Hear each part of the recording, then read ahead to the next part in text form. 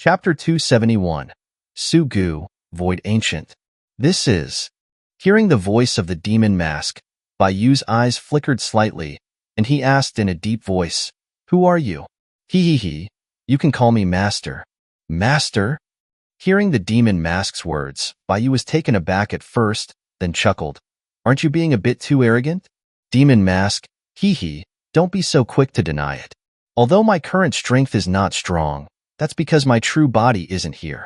The demon mask in your hand is just a vessel for a wisp of my consciousness. Bai Yu, I can teach you many things, each of which will benefit you immensely.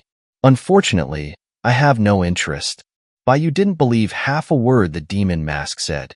He exerted a slight force with his fingers, ready to destroy the demon mask born from the curse in his hand. Hey, don't destroy it. You'll definitely regret it. As Bai Yu was about to destroy the demon mask, the consciousness hidden within it clearly panicked and quickly called for him to stop. He never expected Bai Yu to do such a thing right away. However, Bai Yu completely ignored the demon mask.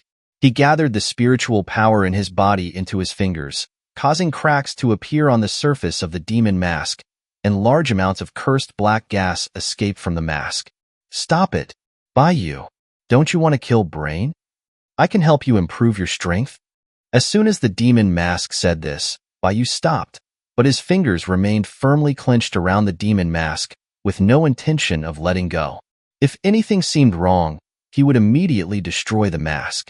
The demon mask narrowly escaped a disaster and couldn't help but let out a sigh of relief, scolding Bai Yu, You maniac!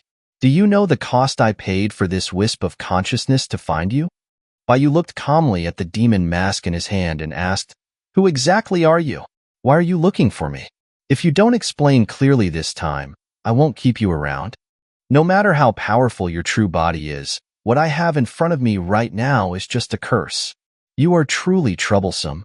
The demon mask muttered in annoyance, but he was also afraid that Bai Yu would erase his wisp of consciousness, so he had to be honest.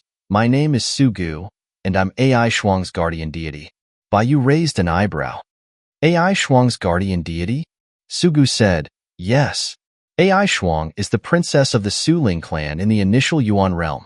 Every member of the Su-Ling clan, from birth, has a deity guarding them, and I am AI Shuang's guardian deity." The initial Yuan realm? The Su-Ling clan? What are those? It's normal that you haven't heard of them. The initial Yuan realm is a super-large, orderly world whose scale is no less than your primal chaos. And unlike your primal chaos, we haven't been invaded by the observers, and the Su-Ling clan still rules. The Su-Ling clan is the royal family of the initial Yuan realm.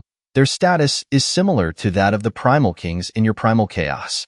After hearing Su-gu's introduction, Bai Yu had a clearer understanding of AI Shuang's background. However, Bai Yu did not completely believe Su-gu's words and continued to ask, "Since AI Shuang is a princess of the Su-Ling clan, why did she appear in primal chaos and get manipulated by the Skywalkers?" That's a long story. The Su-Ling clan possesses a unique talent that allows them to ignore any barriers or boundaries and travel freely between worlds. And AI Shuang, as the only daughter of the Su-Ling king, possesses the strongest talent in the entire Su-Ling clan. Her power is especially great. The Skywalkers and their people coveted the power of the Su-Ling clan and secretly infiltrated the initial Yuan realm. While the Su-Ling king was away on a campaign, they massacred the Su-Ling clan and kidnapped AI Shuang. I'll interrupt for a moment. Bai Yu suddenly interrupted Su-gu's words. "Since you say you are AI Shuang's guardian deity, what were you doing when AI Shuang was kidnapped?" Su-gu sighed. "It's shameful to admit. I was away on a campaign with the Su-Ling king. If I had stayed by AI Shuang's side, the Su-Ling clan wouldn't have been massacred by the Skywalkers, and AI Shuang wouldn't have been kidnapped. To find AI Shuang, my consciousness has been searching for over 1 billion years in the various ordered worlds of the void until you took AI Shuang away from primal chaos. Only then did I sense her aura." Bai Yu asked again, "All these words are just your own one-sided claims. Do you have any evidence?" "Su-gu, I am AI Shuang's guardian deity. As long as you let me meet AI Shuang, I can naturally prove it." "No." Bai Yu immediately rejected Su-gu's request. "Don't forget, You are just a curse now. How could I possibly let AI Shuang come into contact with you just because of a story you told? Besides, as AI Shuang's guardian deity, why would you appear in a curse? And what is the purpose of this curse coming to this world? There are just too many suspicious points about you. Sigh. You're such a suspicious kid. I hate dealing with people like you the most.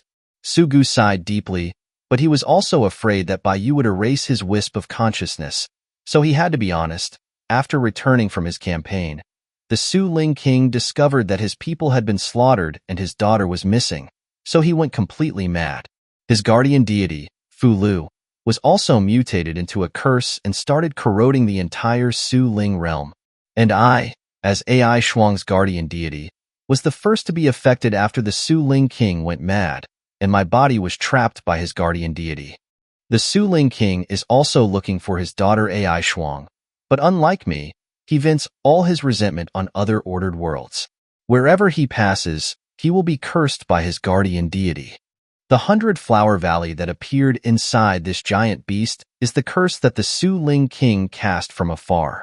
I deliberately separated a wisp of consciousness and followed his curse, and I paid a considerable price to get here. Bai Yu. The Su Ling king has already sensed his daughter's aura and is rushing here from the initial Yuan realm. He will be here soon. The Su Ling king's strength is no less than brain. You have no chance of victory if you encounter him now. After hearing Su Gu's words, Bai Yu fell into deep thought. What Su Gu said didn't seem fake. Even if Su Gu was a master of deception, perfect lies all contain a mix of truth and falsehood. In other words, even if Su Gu is lying now, most of what he said is also true information. The Su Ling king and the cursed divine beast are likely real. After thinking for a moment, Bai Yu asked Su Gu again, I have one more question. How do you have so many questions, kid? We don't have much time. Su Gu grumbled. Bai Yu ignored Su Gu's complaints and continued. According to what you said, you followed the Su Ling king's curse to get here.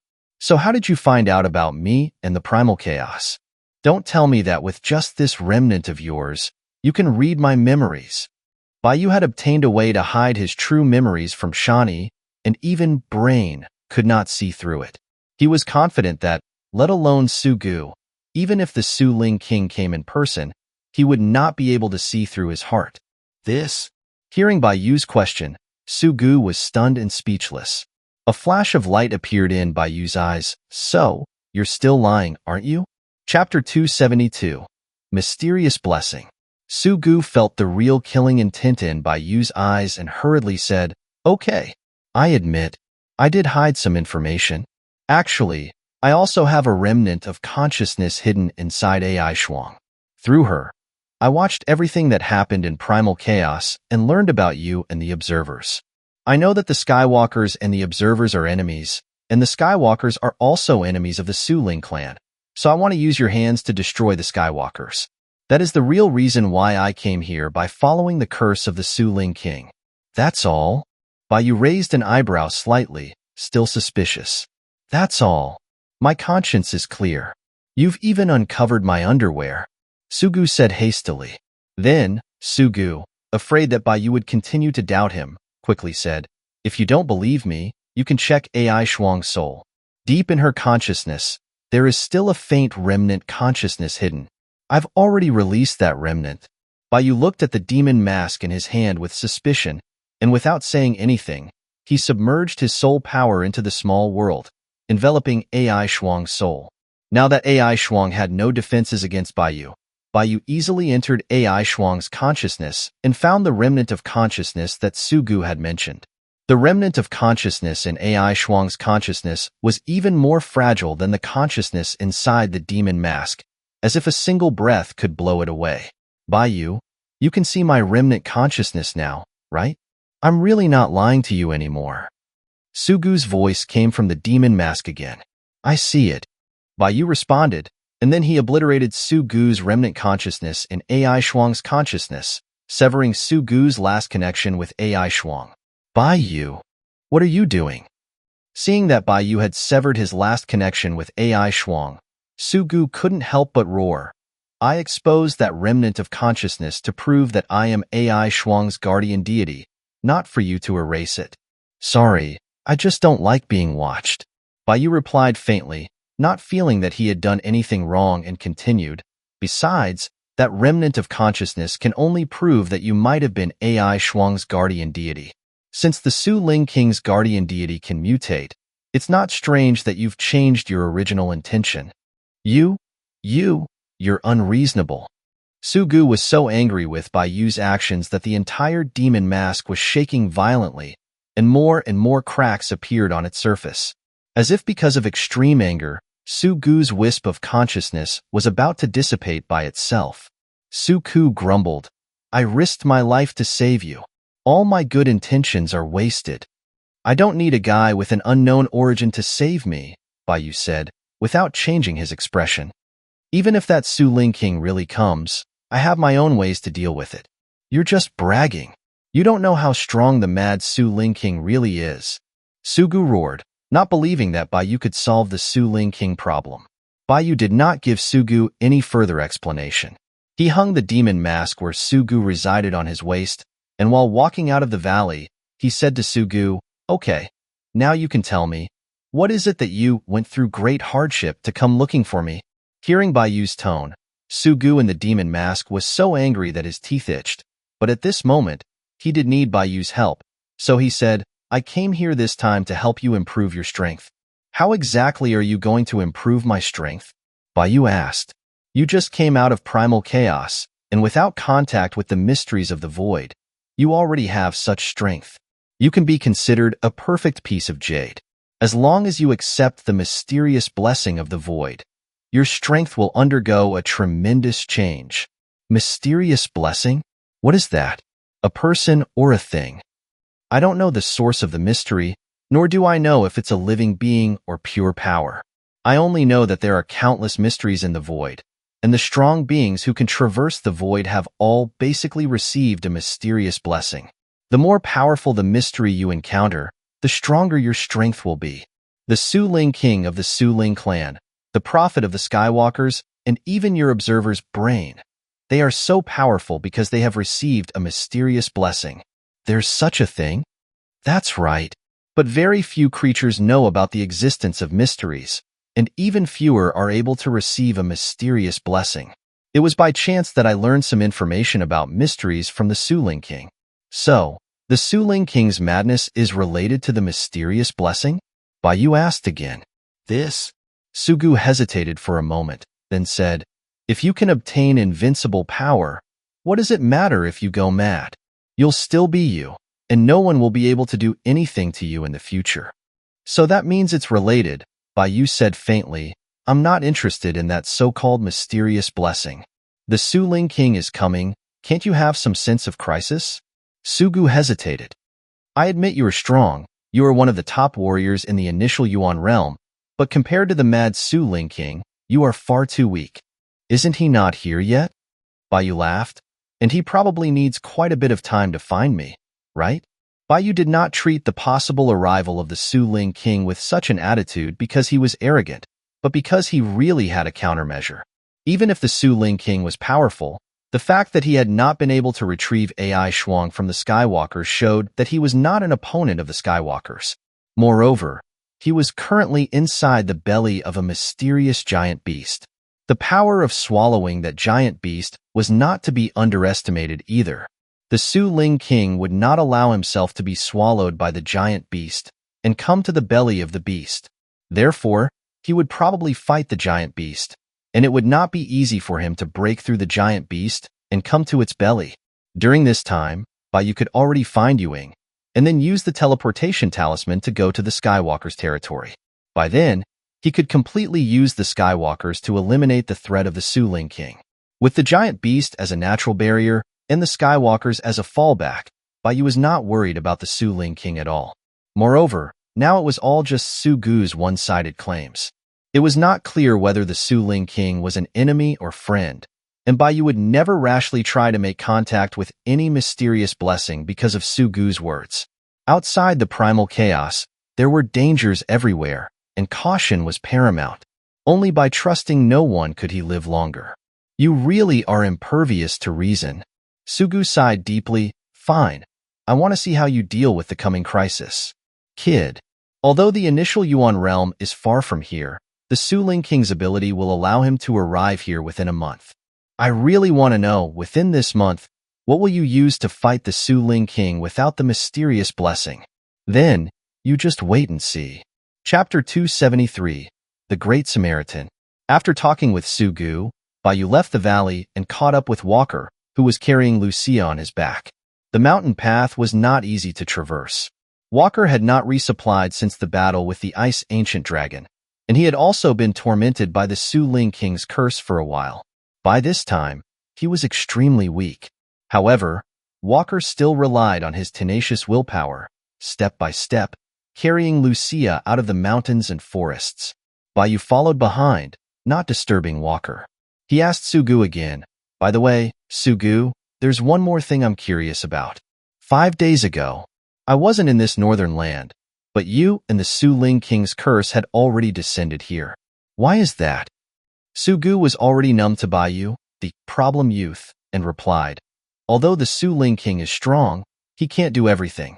He could only sense your general range at most. After you took AI Shuang away from primal chaos, he began to cast his supernatural powers and eventually pinpointed the only ordered world in the area where you were located. The Su Ling King judged that you would definitely be in this ordered world, so he directly cast a great curse on this world to lay the foundation for his descent into this world. So, the Su Ling King actually didn't know the situation here?" Baiyu asked again.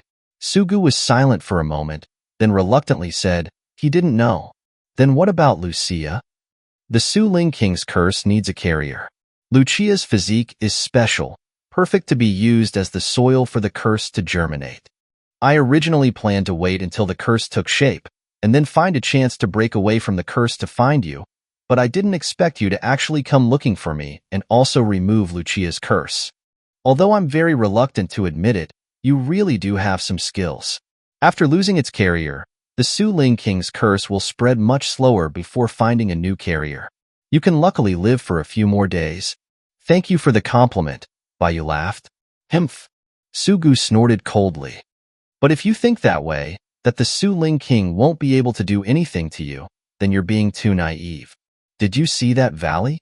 That's a projection of 100 Flower Valley, which was originally the home of the Su Ling royal family. However, after the Su Ling clan was massacred by the Skywalkers, the Su Ling King transformed the 100 Flower Valley into a source of curses. The 100 Flower Valley standing on this mountain is like a cancer cell in this world. It will continue to spread and eventually devour the entire world. By the time the Su Ling King descends, this world will already be his curse." Listening to Su Gu's words, Baiyu laughed. "You're describing how terrifying the Su Ling King is in every single word. I really want to know. How afraid are you of him?" "Humph. The ignorant and foolish are often the most arrogant and confident. I originally came with good intentions to help you overcome this calamity, but now, I want to see you fall into the hands of the Su Ling King, and ultimately wish you would suffer more than death. When the time comes, don't beg me to save you. Don't worry, that day will never come." Baiyu smiled, ended his conversation with Su Gu, and followed Walker back to the wooden house. Walker carefully placed Lucia on the bed and gratefully said to Baiyu, who entered the house, "Thank you, Mr. Bai. Without your help, Lucia and I wouldn't be alive now. It was just a small effort." Baiyu waved his hand, walked to Lucia's bedside, and asked Walker, "Do you mind if I check her body?" Walker hurriedly said, No, I don't mind. I trust you, Mr. Bai." "Okay." Baiyu nodded slightly and sat down beside the bed.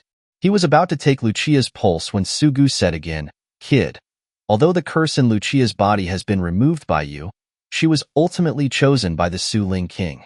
Aren't you afraid that the Su Ling King will target you?" "It's good that he'll target me. I'm just worried about not knowing where to get his information." Baiyu smiled slightly and directly took Lucia's pulse.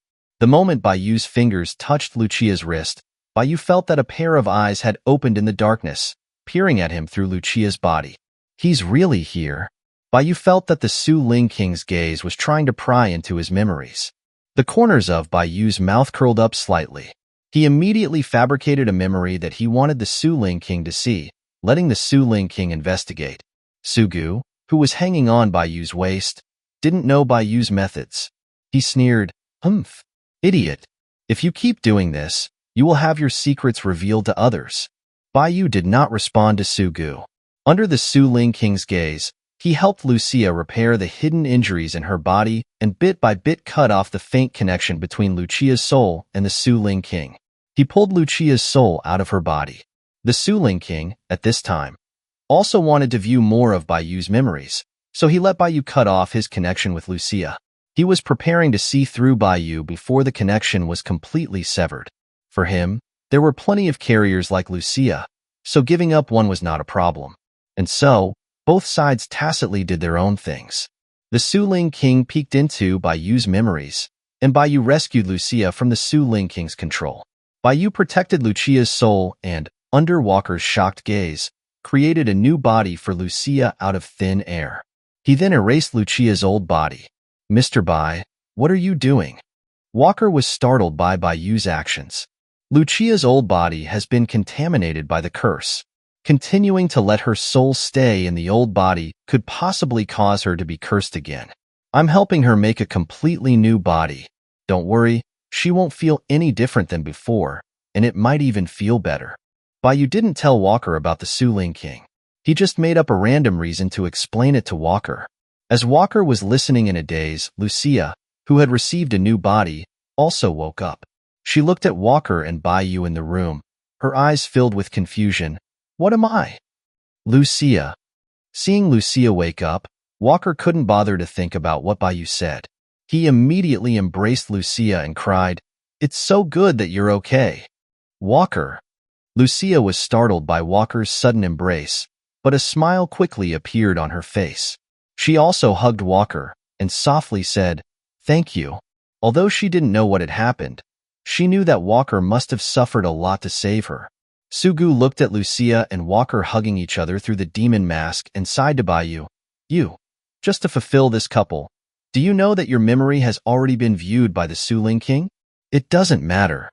Bai Yu smiled, did not act as a third wheel in the room, and went out the door. He said to Sugu, "I am a saint. I just like doing good deeds." "You." Sugu was stunned for a moment, then angrily said, "You are beyond help." Chapter 274, Due Punishment. After leaving the wooden house, Bai Yu did not explain anything to Sugu and prepared to leave to find Yuing. Before, there was no threat, Bai Yu had plenty of time, and he could slowly wait for Yuing to wake up before going to find him. But now, there was the Su Ling King outside. Although Bai Yu had already dug a pit for the Su Ling King and was waiting for him to jump in, Bai Yu felt that he still needed to find Yuing as soon as possible as a safeguard. With Yu Ying's teleportation talisman, he would have no more worries and could advance and retreat freely. However, just as Bai Yu was about to leave, he saw Aunt Ji, looking panicked, running toward him. Something bad happened. Something big happened. Aunt Ji shouted loudly when she saw Bai Yu in the distance, running even more frantically. "Aunt Ji?" Seeing Aunt Ji run over in a panic, Bai Yu couldn't help but use his spiritual power to help Aunt Ji recover her strength and asked, "Calm down first. Tell me what's going on slowly." "That mage who kidnapped Lucia's mother is back. And he doesn't know who told him that Walker came back carrying a big bag of things to save Lucia. He went to my house and stole Walker's backpack," Aunt Ji said in a panic, her eyes full of fear. It was obvious that she had experienced something quite terrifying. "After stealing Walker's bag, he originally wanted to kill me, but when he saw the contents of the backpack, for some reason, he just left with the backpack. I thought you and Walker might come here to look for Lucia, so I ran over to warn you to escape quickly. Judging by the way that mage left, he will definitely not give up easily." Aunt Ji was just an ordinary farmer who hadn't experienced much. Her thoughts were relatively simple and straightforward. She stumbled and told Bai Yu what she had encountered and what she was worried about. Bai Yu looked at the spell marks on Aunt Ji's body and shook his head and laughed. "Aunt Ji, you don't need to worry about these things. I will help you deal with it. By the way, Lucia has already been found. She and Walker are in the house." "Lucia has been found?" Hearing Bai Yu's words, Aunt Ji's face immediately lit up with joy. "I'll go in and see her first. You and Walker must prepare to escape." Don't go to the village for a while. After instructing Baiyu, Aunt Ji hurried towards the wooden house. As she passed by Baiyu unknowingly removed the spell mark from her body and held it in his hand. Sugu watched Aunt Ji's figure and mocked again. Another ignorant human, who is in a dangerous situation but doesn't know it. They will only bring disaster upon themselves, just like someone I know. However, someone I know isn't as lucky as that stupid human and doesn't have a stronger person to save them. Baiyu listened to Sugu's insinuations, smiled, and while using the spell mark to counter-track the mage's position, he said to Sugu, "The person you're talking about doesn't think he's in a dangerous situation at all, but rather sees it as an opportunity." I really don't know where that person's confidence comes from. Sugu snorted coldly and stopped talking. And Baiyu also successfully tracked the mage's location through the spell mark in his hand. The corners of his mouth curled up slightly. It's good to see things through and help people to the end. I might as well solve all these troublesome things for them. With that, Baiyu took a step forward and disappeared from the spot. Not far from the village, a middle-aged mage wearing a purple robe was running through the forest with a huge backpack on his back, his eyes full of excitement. "I'm rich. I'm really rich. I never expected that the commoners in that village would actually be able to slay a dragon. I don't know what luck that trash had. He probably found an old, dying dragon. This backpack only contains a part of the dragon's body. The rest of the dragon's corpse must have been hidden by him. After I hide this treasure, I'll go find that kid again. I never expected it. I just came back to see if Lucia was dead, but I actually stumbled upon such a treasure." The middle-aged mage muttered to himself, the smile on his face impossible to conceal. Soon, the middle-aged mage reached a cave he used as a hideout and placed the backpack inside. He was about to lay down a barrier at the entrance of the cave when he suddenly glimpsed a person's shadow appearing behind him. "Who is it?" The middle-aged mage immediately turned around with his staff, glaring at Baiyu, who was wearing plain clothes. When the middle-aged mage saw Baiyu's plain clothes, he thought that Baiyu was just a villager hunting in the mountains. This time, he breathed a sigh of relief, and a sinister smile appeared on his face. "Since you've seen my things, I can't let you go. You can only blame your bad luck." With that, the middle-aged mage shook his staff, preparing to cast an instant death curse on Baiyu. "I'm in a good mood today, and I don't want to torture anyone, so I'll let you die a quick death. Commoner, be grateful for my kindness." Instant death curse. The middle-aged mage shouted sharply, his whole body lighting up. A black mist shot out of the tip of the staff, flying quickly towards Baiyu and entering his body. However, nothing happened. The middle-aged mage was instantly stunned. Sugu chuckled, another foolish human who overestimated himself. "Baiyu, I'm discovering that following you, I can encounter a lot of interesting things. At least before you die, I won't be bored." A mask is talking? When the middle-aged mage saw the demon mask on Baiyu's waist suddenly speak, he was shocked. He quickly took a few steps back and asked Baiyu in a trembling voice, "Who are you?" After the middle-aged mage noticed the demon mask on Baiyu's waist, he sensed an extremely strong cursed aura from the mask. This Baiyu was probably an even more terrifying curse mage than himself. Just someone who catches thieves. Baiyu smiled at the middle-aged mage. "You took something you shouldn't have taken. Something I shouldn't have taken." Hearing Baiyu's words, the middle-aged mage glanced at the dragon backpack behind him, immediately realizing something. He asked in shock, "Did you kill the dragon?" "Yes." Baiyu did not deny it. The middle-aged mage rolled his eyes, then immediately cleared the way for Baiyu and said, "Sir, there's been a misunderstanding.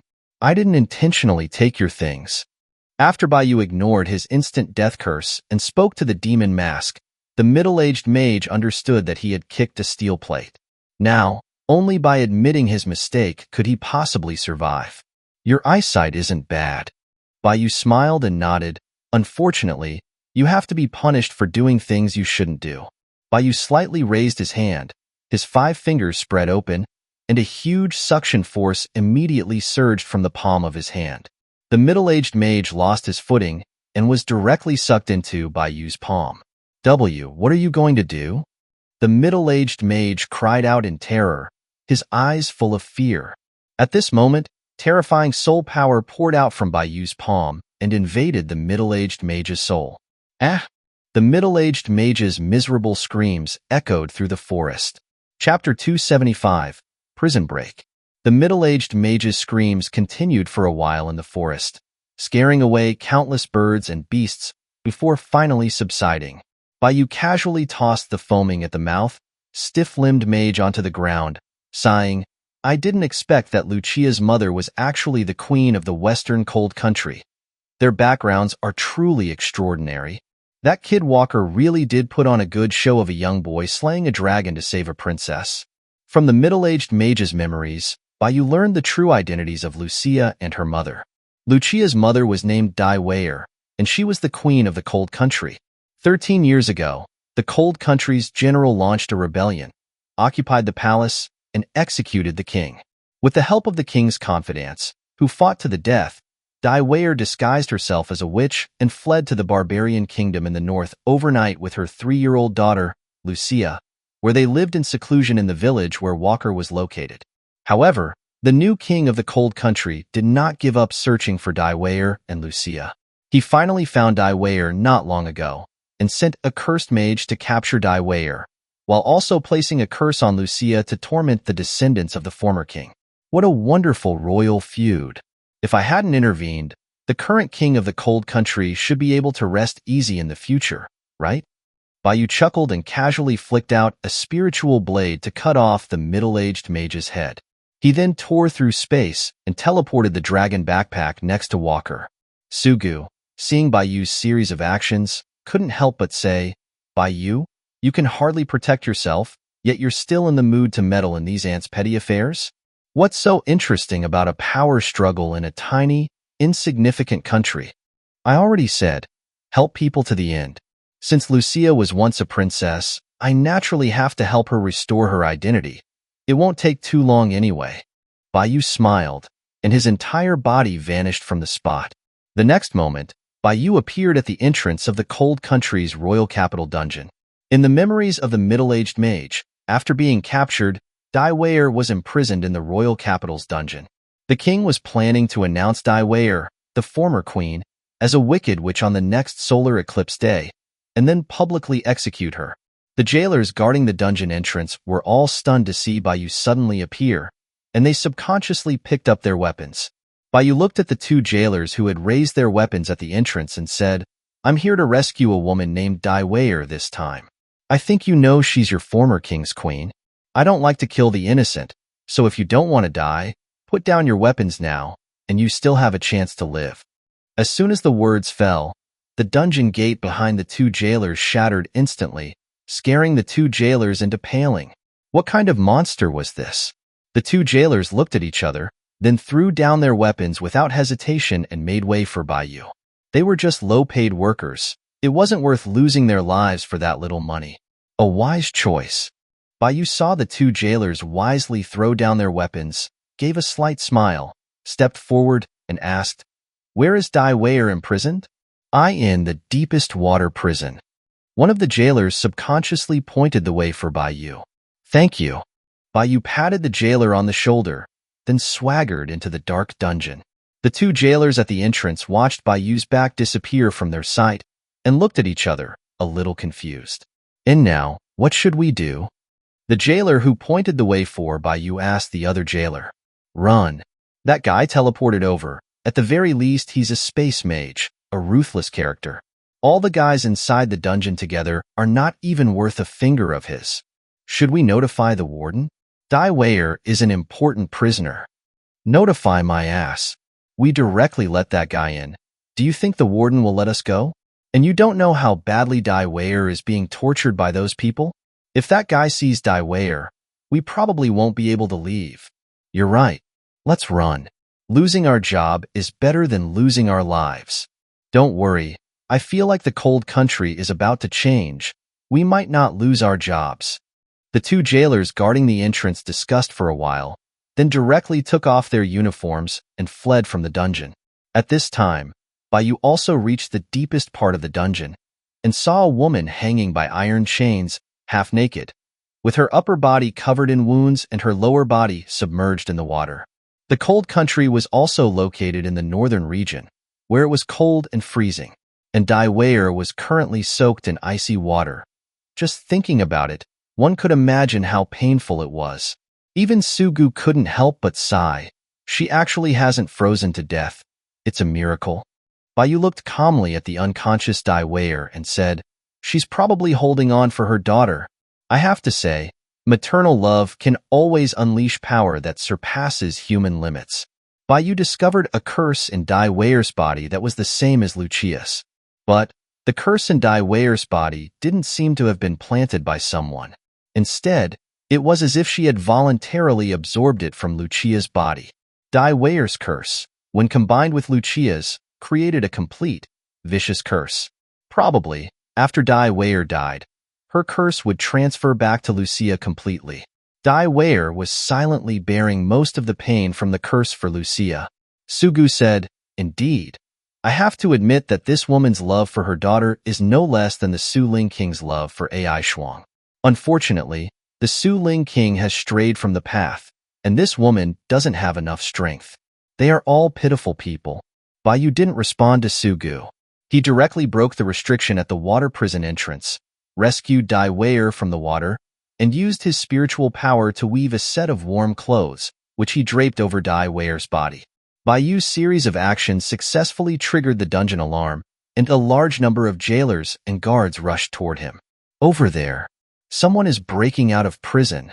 Soon, jailers rushed to the deepest part of the dungeon and, upon seeing Baiyu holding Dai Weier, immediately waved their weapons and shouted. However, the first batch of jailers didn't even have time to say a second sentence. Their bodies exploded, and their flesh splattered into the surrounding cells, scaring some of the most vicious criminals. Sugu, seeing the group of jailers killed, couldn't help but complain to Baiyu. "Didn't you say you wouldn't kill the innocent? Where are there any innocent? Did you see them?" Baiyu, holding the scarred Dai Weier, asked. "You're right." Sugu glanced at the dungeon corridors stained red with blood. "They've all turned into goo. There is indeed no one to see. But I have discovered that you are quite ruthless. You seem harmless on the surface, but are you completely dark inside? I think you should be called Black Moon, not Baiyu. If you keep being annoying, I'll tear you to pieces." Baiyu said faintly, silencing Sugu. He carried Dai Weier towards the dungeon exit. Anyone who came along to stop him exploded. The bloody scene even made many prisoners in the dungeon faint. When Baiyu carried Dai Weier out of the dungeon corridor behind him was already flooded with blood. Chapter 276. I'll help you become queen. Quick, move faster. The prisoner is here. As Baiyu carried Dai Weier out, the dungeon warden led a large number of fully armed guards to the dungeon entrance, surrounding the dungeon tightly and blocking Baiyu's way out.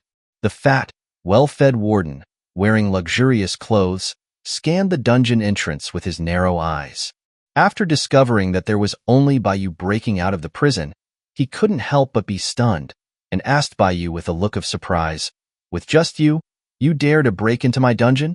And you're trying to rescue the former queen. Do you know how to write the word death?" Baiyu calmly glanced at the arrogant warden, did not speak, and rose into the air while holding Dai Weier. "You think you can get away with a flight spell?" Seeing Baiyu rise into the air, the warden thought that Baiyu wanted to escape. He immediately waved his fat hand and shouted loudly, "Magic archers, shoot him down for me." "Yes."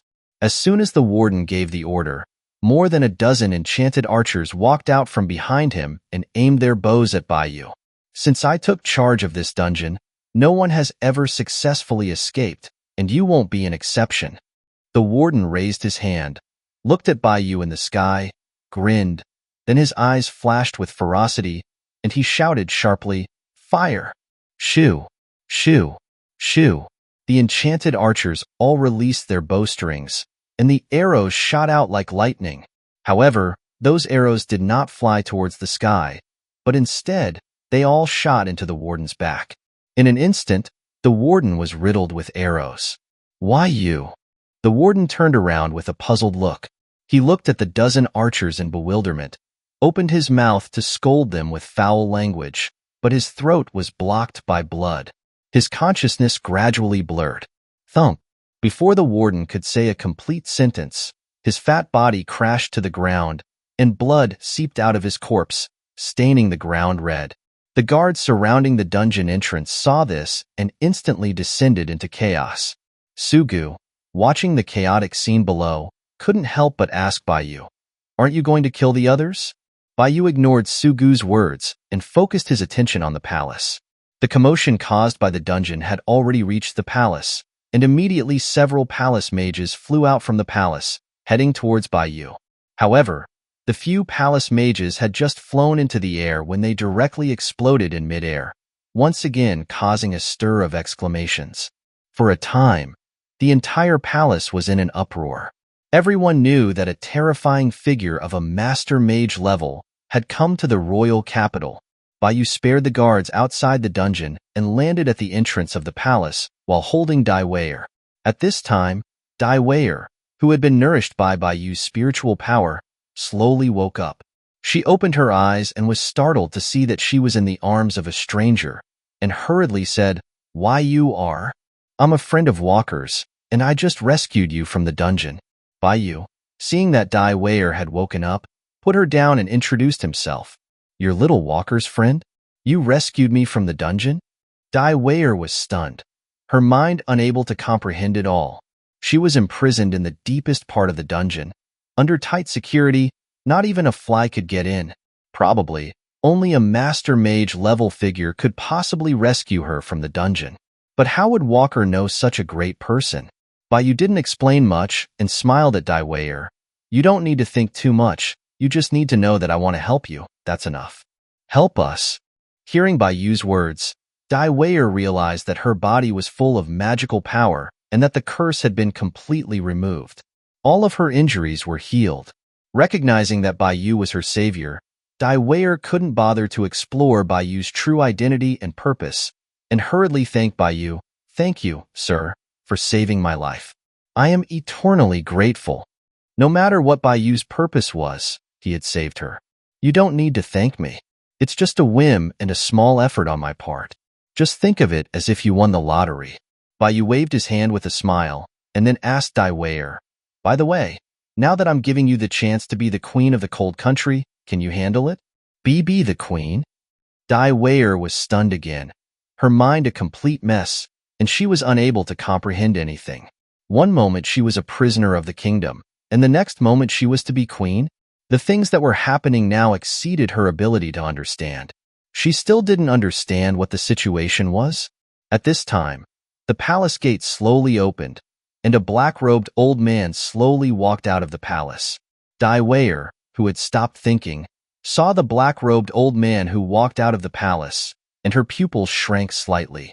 She dared not think anything else and hurriedly reminded Baiyu, "Sir, hurry and go. He is the great master mage of the cold country. His strength..." Bang! Dai Weier had only said half a sentence when the black-robed old man directly exploded, his flesh splattering all over the ground. Dai Weier and the other palace mages behind the palace gate were all stunned in place, dumbfounded. Baiyu looked at Dai Weier and asked with a smile, "Sorry, what were you saying just now?" "In nothing." Dai Weier pursed her lips, smiled at Baiyu somewhat awkwardly, and realized that the man in front of her was a terrifying god of death. It was important to note that, 13 years ago, that great master mage had single-handedly killed all of the cold country's palace mages. It could be said that the current king of the cold country had succeeded in usurping the throne, thanks to the great master mage.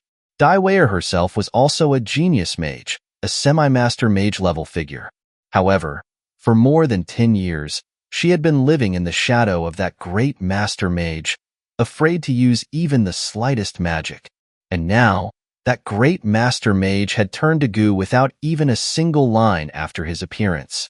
Dai Weier was unable to think and treated everything she was now experiencing as a dream. Perhaps only in a dream could such exaggerated and illogical things happen. The other palace mages behind the palace were all frightened by Baiyu's bizarre methods. They all ran madly towards the palace, wanting to tell others what they had seen and heard. A god of death had descended upon the cold country. However, those palace mages did not have the chance to run a few steps. Like that great master mage, they exploded on the spot.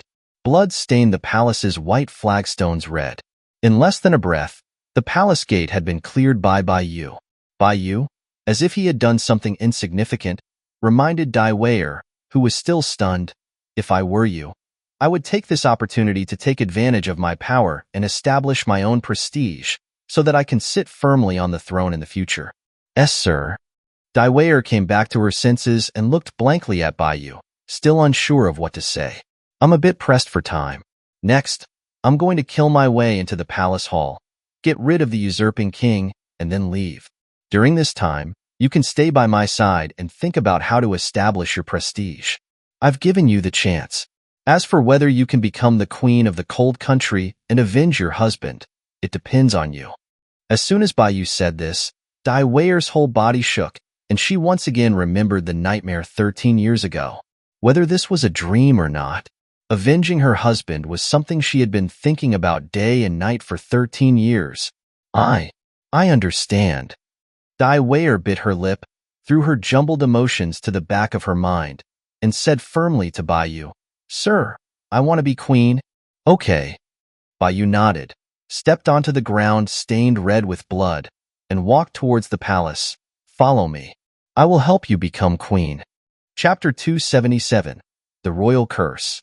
With Davina in tow, Yu entered the royal palace. The palace guards and mages, witnessing the defeat of their strongest archmage, didn't dare hinder Yu's progress. They could only retreat as he approached, avoiding his gaze. The vast palace, teeming with thousands of guards and mages, held not a single soul who dared meet Yu's eyes. Soon, Yu and Davina arrived at the main palace hall. The ministers who had been in the middle of court were now in disarray. The king, seated on his throne, was livid, roaring, "You useless lot! How could you let them reach the main hall? Where are my guards? Seize these traitors at once." But no matter how much the king bellowed, none of the guards or mages outside the hall dared to step forward. Their kingdom's strongest archmage had just been instantly killed. Anyone with an ounce of sense wouldn't risk throwing their lives away. Moreover, the current king was a usurper. In recent years, he had been merciless in his taxes and indulged in debauchery, causing widespread discontent among the people. Now, with the former queen returning with overwhelming power, many saw an opportunity to overthrow the king's tyranny. Yu stopped in the hall, turning to face Davina. As Yu's gaze landed on Davina, everyone's attention in the hall was drawn to her. Several older ministers immediately recognized her identity. "Your Majesty," one minister exclaimed, "have you returned to avenge the former king?" Davina, looking into Yu's eyes, realized that this was her moment to establish herself. Stepping forward, she addressed the king in a loud voice, "Yarman, the former king treated you well, yet you were a heartless ingrate. You betrayed his trust and seized power. This is disloyalty. Since becoming king, you have been merciless in your taxes and indulged in debauchery, causing endless suffering for the people. This is injustice.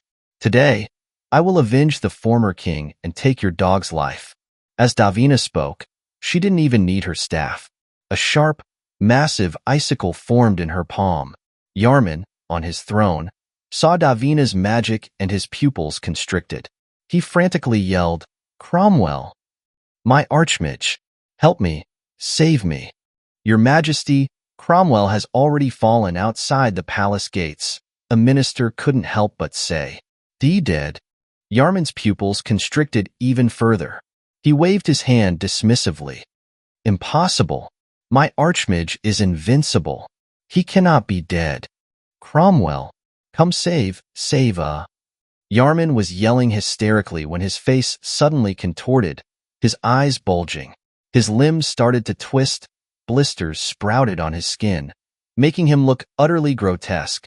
The ministers in the hall were terrified by Yarman's sudden transformation. They scrambled back, baffled by what was happening. Davina, however, seemed to understand what was going on and didn't hesitate. She flung the icicle. Whoosh! The icicle shot through the air, piercing Yarman's chest, pinning him to the throne. Pierced by the icicle, Yarman didn't scream. He only made strange noises while his transformation continued. Then, a tiny hand burst forth from Yarman's neck, sending shockwaves through everyone in the hall. Run! Everyone, get out of the hall! Seeing the tiny hand, Davina's pupils contracted. She quickly shouted to the ministers. The ministers had already sensed something was wrong. The moment Davina yelled, they did not hesitate to flee the hall. Soon, everyone had fled, leaving the king to his fate. Davina then turned to Bayou. Sir, it's dangerous here. Let's retreat. What's happening to him? Bayou didn't show any sign of leaving. He instead asked Davina, looking interested. When Yarman was yelling hysterically, Bayou noticed a parasite egg bursting open in his heart. A worm crawled out, latching onto Yarman's heart, drinking his blood, and eventually growing into a tiny person that looked about 80% like Yarman. That is the curse of the Cold Kingdom's royal family. Davina didn't hide anything from Bayou. Actually, the Cold Kingdom's royal family has always been burdened by a vicious curse. To become king, one must bear this curse. And when a king experiences betrayal, the curse erupts, causing excruciating pain. My husband died after the curse was triggered, and Yarman, after killing the emperor, must also be cursed. So, this kind of thing exists? Bayou raised an eyebrow. Who cursed them? Royal secrets say it was the oldest sorceress of this land. She was the first king's wife, who was betrayed by him. With her dying breath, she cursed the first king and all future kings. Every king has desperately sought a way to break this curse. My husband was no exception, but no one ever found a solution. This is why the Cold Kingdom has always been so ruthless in hunting down sorceresses. Bayou then said, So, helping you become queen is actually harming you? Why didn't you say anything? Davina quickly replied, Sir, I am already so thankful that you are willing to help me, and the curse only activates when one is betrayed. Many kings have still lived out their days peacefully. Iowa. As Davina was explaining things to Bayou, a terrifying scream rang out from Yarman. Then, a snow-white figure crawled out of Yarman's neck, looking at Bayou and Davina with malicious eyes. Davina's face paled. She immediately shouted, Sir, the cursed being is extremely dangerous. It will curse you if you touch it. Let's leave. It can't survive long outside of the body. It will dissolve soon. Kill. While Davina was speaking, the cursed entity let out another scream and shot towards Davina with incredible speed. Seeing the cursed entity attack, Davina swiftly formed an ice shield in front of her, gritting her teeth. Sir, I will block it. You go first. No need. I've been a bit interested in curses lately. This thing actually seems quite interesting. Bayou smiled. He flashed in front of Davina and reached out to grab the white figure. Davina's pupils constricted at the sight. She quickly shouted, Sir, don't touch it. Squish. Before Davina could finish her sentence, Bayou had grabbed the slippery white figure. A terrifying curse immediately erupted from its body, surging toward Bayou. Davina's face turned ashen. Touching that curse was a death sentence. But, just as Davina thought Bayou would end up like Yarman, she was shocked to see the white figure begin to writhe, its expression turning grotesque. It was as if the cursed entity was in agonizing pain. Chapter 278. The Cursed Death Domain. Seeing the white figure squirming in agony in Bayou's palm, Davina was completely stunned, frozen in place. The royal curse was a terrifying one, something that no archmage had ever been able to resolve. One king, seeking a solution to the curse, had even traveled south 10,000 miles seeking help from the Holy Light Pope, but the curse wouldn't lift under the Holy Light. The Pope himself was cursed instead and lived out his remaining days in torment. Yet, this curse that had baffled every king was now struggling in Bayou's hand. Davina was stunned for a moment, but then she thought about Bayou's previous actions and understood. With Bayou's strength that rivaled the gods, it was normal that a mere curse couldn't harm him. After Bayou had grabbed the white figure, Sugu actually grew interested in the curse. Oh? This curse seems powerful. Baiyu noticed Sugu's interest in the curse and raised an eyebrow. What? Have you seen this curse before? Sugu said, I think I've seen it somewhere. This curse is not that simple. Be careful. Don't mess this up. Although Sugu claimed he didn't care about Baiyu's life or death, he had paid a huge price to descend into this world through the curse of the Spirit King, just so he could use Baiyu to turn the tables and regain his freedom. When Baiyu was in real danger, he couldn't help but remind him. Baiyu didn't know much about curses himself and couldn't see the mystery of the white figure. But since Sugu, the curse expert, had said something, he had to take it seriously. He separated himself from the curse with his spiritual power. After suppressing the white figure, Baiyu then said to Davina, Davina, the royal palace is in chaos now.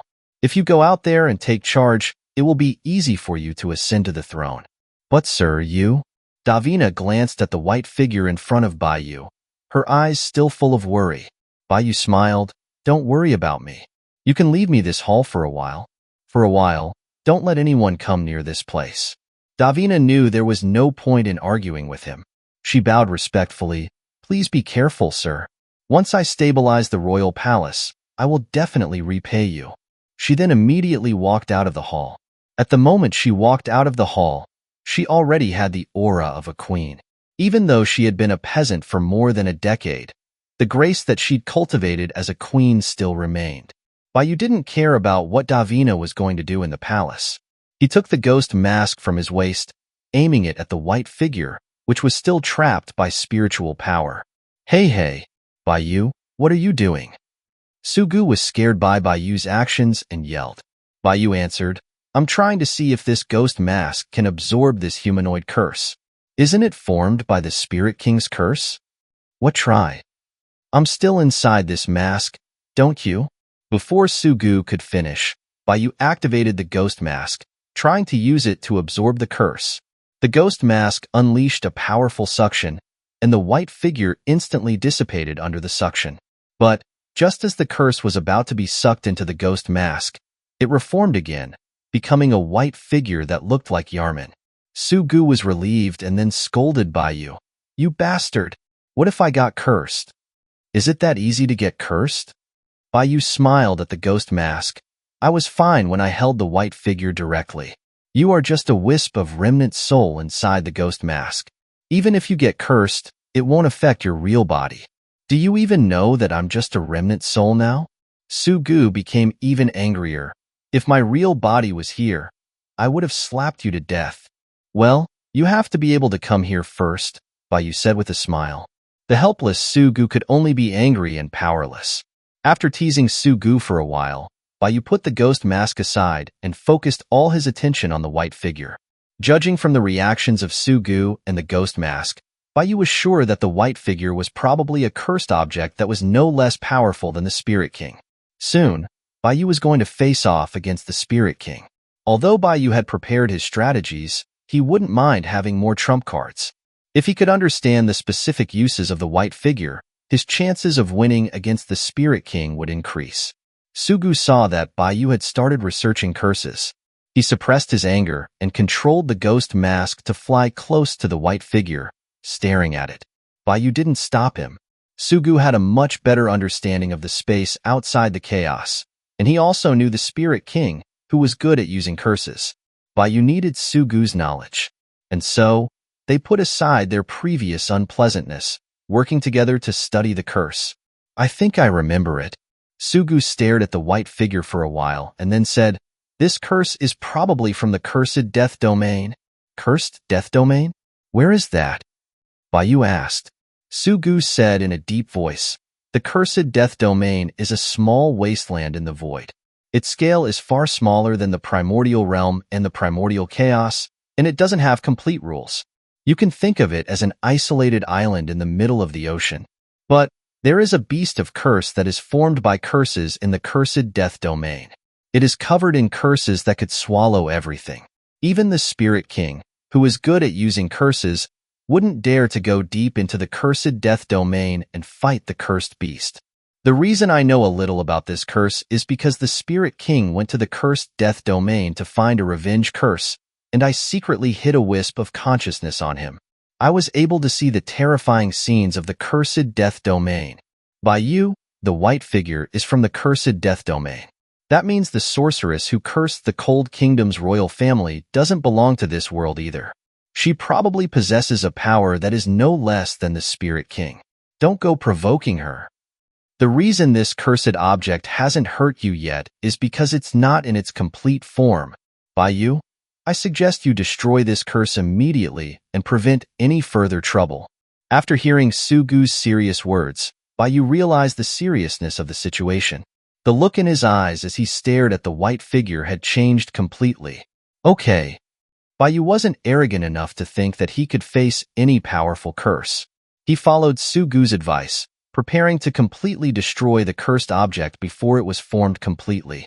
But, just as Bayu was about to act, an ear-piercing woman's laugh suddenly echoed in the hall. Chapter 279. The Manic Woman. That voice. Not good. Sugu's expression drastically changed upon hearing the piercing laughter.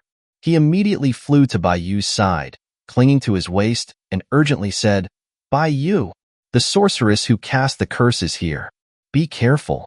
I sense a curse aura from her that is no less powerful than the Spirit King. No less powerful than the Spirit King? Bayu's eyes narrowed slightly upon hearing Sugu's words. He immediately moved away from the white figure, retreating to the center of the hall. Although he was prepared to face the Spirit King, that preparation was only for the Spirit King. Now, a powerful being no less powerful than the Spirit King had suddenly appeared. Even Bayu was caught off guard. Soon after Bayu moved away from the white figure, the piercing laughter began to swirl around it.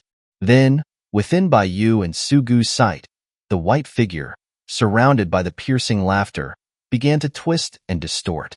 The small figure swelled up like an inflating balloon. Watching the white figure growing rounder and rounder, Sugu couldn't help but say to Bayu, Bayu, I'm getting a really bad feeling about this. Let's run. How? Bayu asked, his voice tight. The hall was now enveloped in black cursed threads, and the ominous power emanating from them was unsettling. Noticing the cursed threads, Sugu realized they were in deep trouble. He continued to say to Bayu, We have to run even if we can't. Bayu, don't forget, AI Shuang is still in your small world. You can't die. Instead of wasting time talking, why don't you try to think about what you can do to help? Bayu remained absolutely calm. He summoned the Hichu Luo Shu, which had been enhanced by the primordial chaos will, and used its karmic power to protect himself. Currently, the only artifact he had from the three realms that could barely withstand the curse was this one. Huh? You actually have a karmic artifact like that? What's it called? Upon seeing Bayu's Hichu Luo Shu, Sugu suddenly exclaimed in surprise, his tone changing. Hichu Luo Shu. What? Do you have an idea? Bayu immediately asked. With that treasure of yours, things might not be as bad as we thought. You just need to hold out against that sorceress for a while. I'll find a way to enhance the Hichu Luo Shu for you. After speaking, Sugu went silent, seemingly going to prepare something. Bayu didn't disturb him, focusing his attention on the white figure, which was still expanding. The piercing laughter seemed to be drawn into the white figure, growing fainter while the figure's size increased rapidly. From the size of a palm, it had already grown larger than a giant elephant, and it seemed as if the cursed object was still growing. None of you men are good. I'm going to kill you all. At that moment, a venomous voice came from inside the white figure. The white figure's pained expression turned into a malicious grin, and an unsettling aura emanated from its entire body. Bayu, with the Hichu Luo Shu, continued to retreat, maintaining a safe distance from the white figure. Boom! Suddenly, the white figure, having expanded to its limit, exploded. Countless black curse threads shot out of its belly, rapidly aiming at Bayu. Behind the threads, Bayu could vaguely see a disheveled woman dressed in black inside the white figure's belly. He didn't have the extra energy to care about the woman inside the white figure's belly.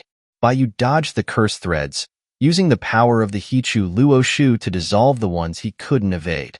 The entire curse thread attack lasted less than 10 seconds. Although Bai managed to evade every attack, he had used a great deal of energy and had started to pant. If the attacks continue at this level, I'm afraid I won't last long. I need to think of a way. Bai surveyed his remaining spiritual power, his mind racing. Oh, you're actually not dead?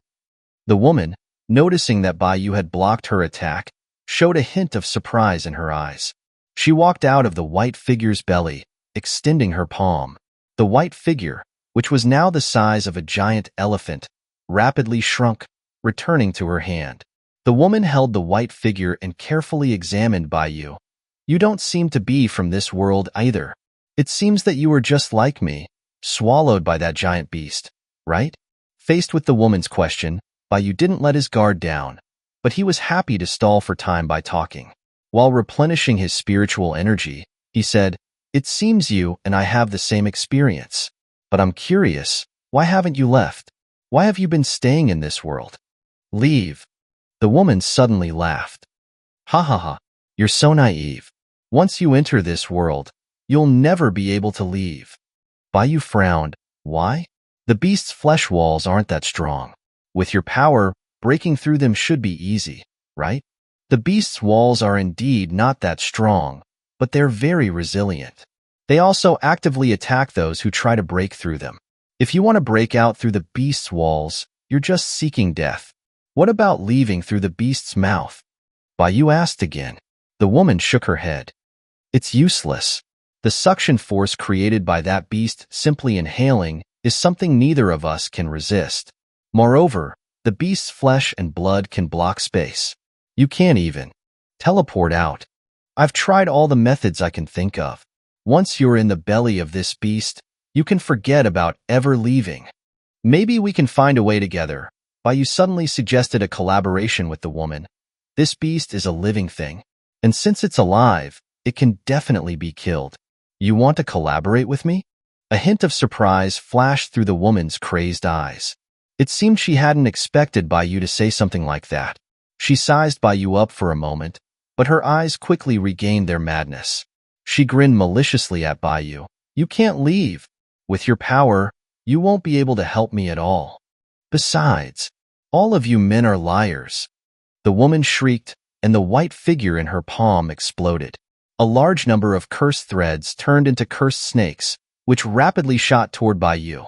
"I will kill all of you." I wonder what exactly happened to her that made her like this. It seems that she can't be reasoned with. Seeing the woman's crazed state, Bai realized that she couldn't be communicated with. He calmed down and focused on dealing with the enemy.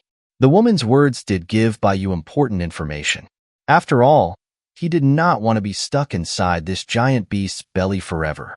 But in the current situation, Bai didn't have the opportunity to worry about leaving yet. Seeing the cursed snakes attacking him, Bai surrounded himself with white flames. Heaven measuring ruler. A giant ruler suddenly appeared. The karmic fire that swirled around Bai coated the heaven measuring ruler, and he swung the heaven measuring ruler at the cursed snakes. Where the heaven measuring ruler passed, the cursed snakes all turned to dust. Chapter 280. Infinite Power. The white flames that swirled around Bai were the karmic fire that he had obtained during his time in the three realms for slaughtering too many demons. This supreme flame could burn away all evil things in the world. During his time as one of the seven pillars, Bai had continuously enhanced his magic treasures and skills. Coupled with the blessing of the primordial chaos, when he left the primordial chaos, his power had increased dramatically. At this time, Bai's karmic fire was enough to burn away the woman's curse. Bai's weakness right now was that he didn't have enough spiritual power. After the heaven measuring ruler swung, all the cursed snakes that the woman had released had been reduced to ash. "You blocked it again?" The woman, seeing that Bai had blocked her curse again, regained some clarity. Her eyes were filled with confusion. She couldn't understand why Bai was able to block her curses twice in a row.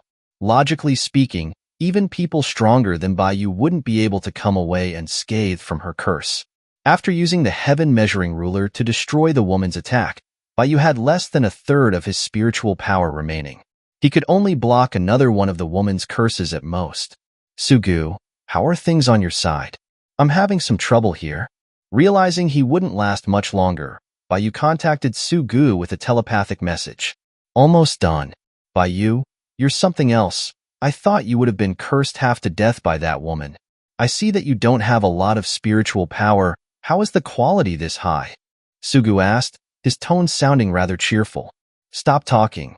Help me get through this first. You heard what that woman said. It's not easy to leave this beast's stomach. I have to suppress her first, then ask about the specific situation. If it had been before, I would have thought you were overestimating yourself. But now, my view of you has changed a bit. Place the Hichu Luo Shu next to the ghost mask. I'll help you enhance it. Hearing Su-gu's words, Baiyu didn't hesitate. Without making it obvious, he placed the Hichu Luo Shu next to the ghost mask on his waist, and at the same time, said to the woman, I don't know what you've been through in the past, or why you hate men so much. But we have an old saying where I come from, there is a debtor, and there is a creditor. Whoever hurt you, you can torment them. I have no problem with that.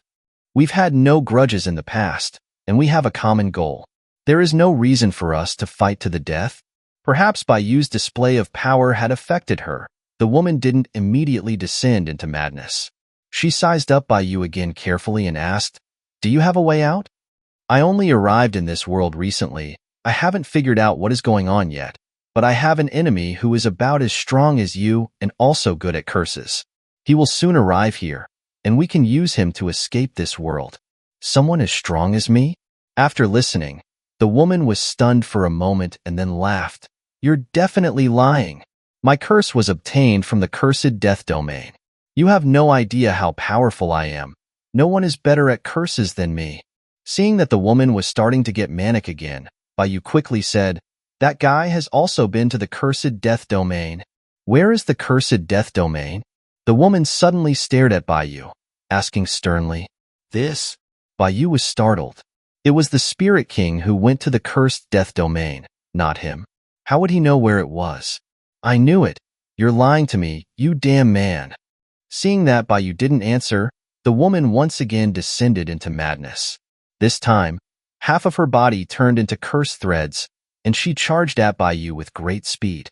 This woman's thoughts are completely corrupted by the curse. I can't communicate with her logically. Seeing the woman charging at him, Baiyu rapidly retreated and asked Su-gu, Are you done yet? Su-gu said quickly, The enhancements are done. Use the Hichu Luo Shu to suppress her. Okay. Baiyu had already retreated to the edge of the hall, with curse threads behind him. He had nowhere else to go. Baiyu had no choice but to unconditionally trust Su-gu. He picked up the Hichu Luo Shu again. The moment Baiyu touched the Hichu Luo Shu, he felt incredibly vast power flowing through him. His pupils shrank. Baiyu, this power is one-time use only.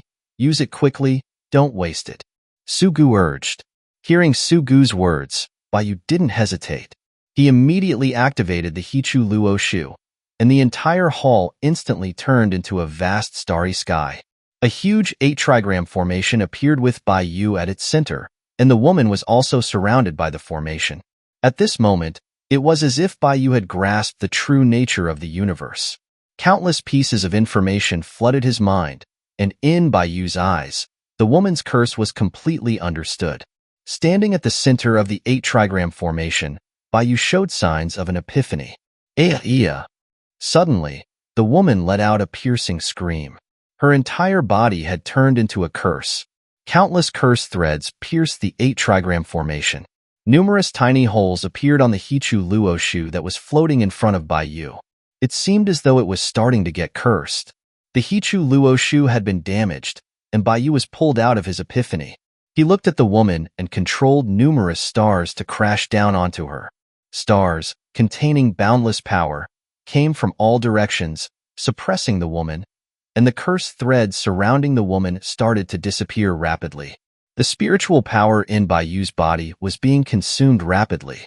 But for some reason, each time Baiyu's spiritual power was about to run out, the Hichu Luo Shu would release a large amount of spiritual power to replenish Baiyu's supply.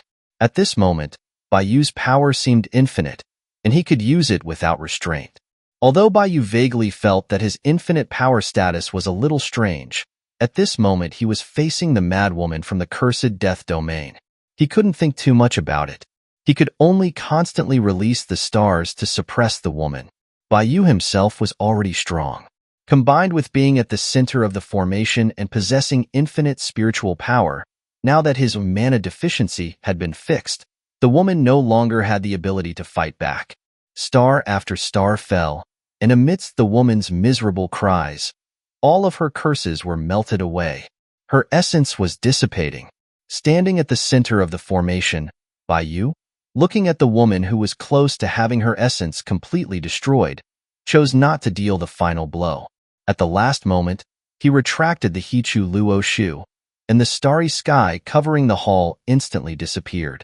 The moment Baiyu retracted the Hichu Luo Shu, he felt as if all his strength had been drained away.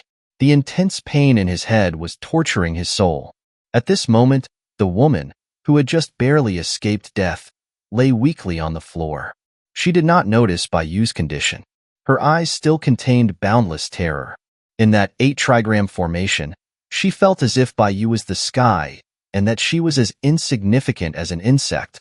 Why? She couldn't understand why Baiyu's power had suddenly become so strong. At that moment, Baiyu endured the pain, pretending that nothing was wrong. He lifted the Hichu Luo Shu with one hand and slowly walked up to the woman. Seeing Baiyu approaching, the woman immediately curled up like a frightened rabbit, shivering and begging for mercy. "Don't come over. I was wrong." Baiyu looked at the woman and said gently, "Don't be afraid. I won't kill you." "You?" The woman stared at Baiyu blankly. "You really won't kill me?" Baiyu smiled slightly and said gently, "Didn't I say it before? We have no grudges, and we have a common goal. We should work together to escape. Don't you think?" Chapter 281. A Hair's Breadth. After being suppressed by Baiyu's overwhelming power, the woman completely sobered up. The madness in her eyes disappeared, replaced by fear and confusion. Even now, she didn't understand why Baiyu could unleash such invincible power. "I understand." The woman, having returned to normal, said to Baiyu, "You're stronger than me. From now on, I'll listen to you." Baiyu nodded faintly, not saying much. On the surface, it seemed as if Baiyu had taken the woman down with absolute, crushing force, but in reality, Baiyu's body now contained no spiritual energy at all. Even his soul was constantly shrinking, threatening to dissipate. Baiyu was currently able to move and speak normally only because Sugu was using the last of his feeble spiritual power to keep him going. "Sugu, what the hell is going on? I feel like I'm going to die after using the Hichu Luo Shu." Baiyu barely managed to keep himself upright as he asked Sugu telepathically. Sugu replied, "The power you received from the Hichu Luo Shu before was all borrowed from your future. Now, your body is constantly trying to fill in the gaps in your future. Borrowing power from the future. That's too exaggerated, isn't it? That's just how karmic divine weapons are. Many things can't be explained logically. However, I'm also quite surprised that you could borrow such immense power from your future. If you can survive this, you'll definitely be a big deal in the future." After seeing the power Baiyu unleashed with the Hichu Luo Shu, Sugu's attitude toward him had completely changed. Before, he had thought that even if Baiyu used the Hichu Luo Shu to borrow power from the future, he'd at most be able to draw with the woman from the cursed death domain. But now, Baiyu had actually crushed her with absolute, overwhelming force. This meant that Baiyu's future was an existence that was far more terrifying than even the Spirit King. Faced with such a rising star, Sugu didn't dare underestimate him. However, at the moment, Baiyu didn't have the time to think about how strong he might be in the future. He was having difficulty just maintaining his soul. He said to Sugu with difficulty, "Stop talking about that. What should I do now? The cursed woman is still in front of us. If she realizes that I'm just a paper tiger, we're both dead." Hearing Baiyu's words, Sugu also came back to his senses and immediately said to Baiyu, "You need to find a blessed land with abundant spiritual energy. You need to absorb the power of the world to fill the gaps in your future. Otherwise, you'll be completely annihilated in less than half an hour.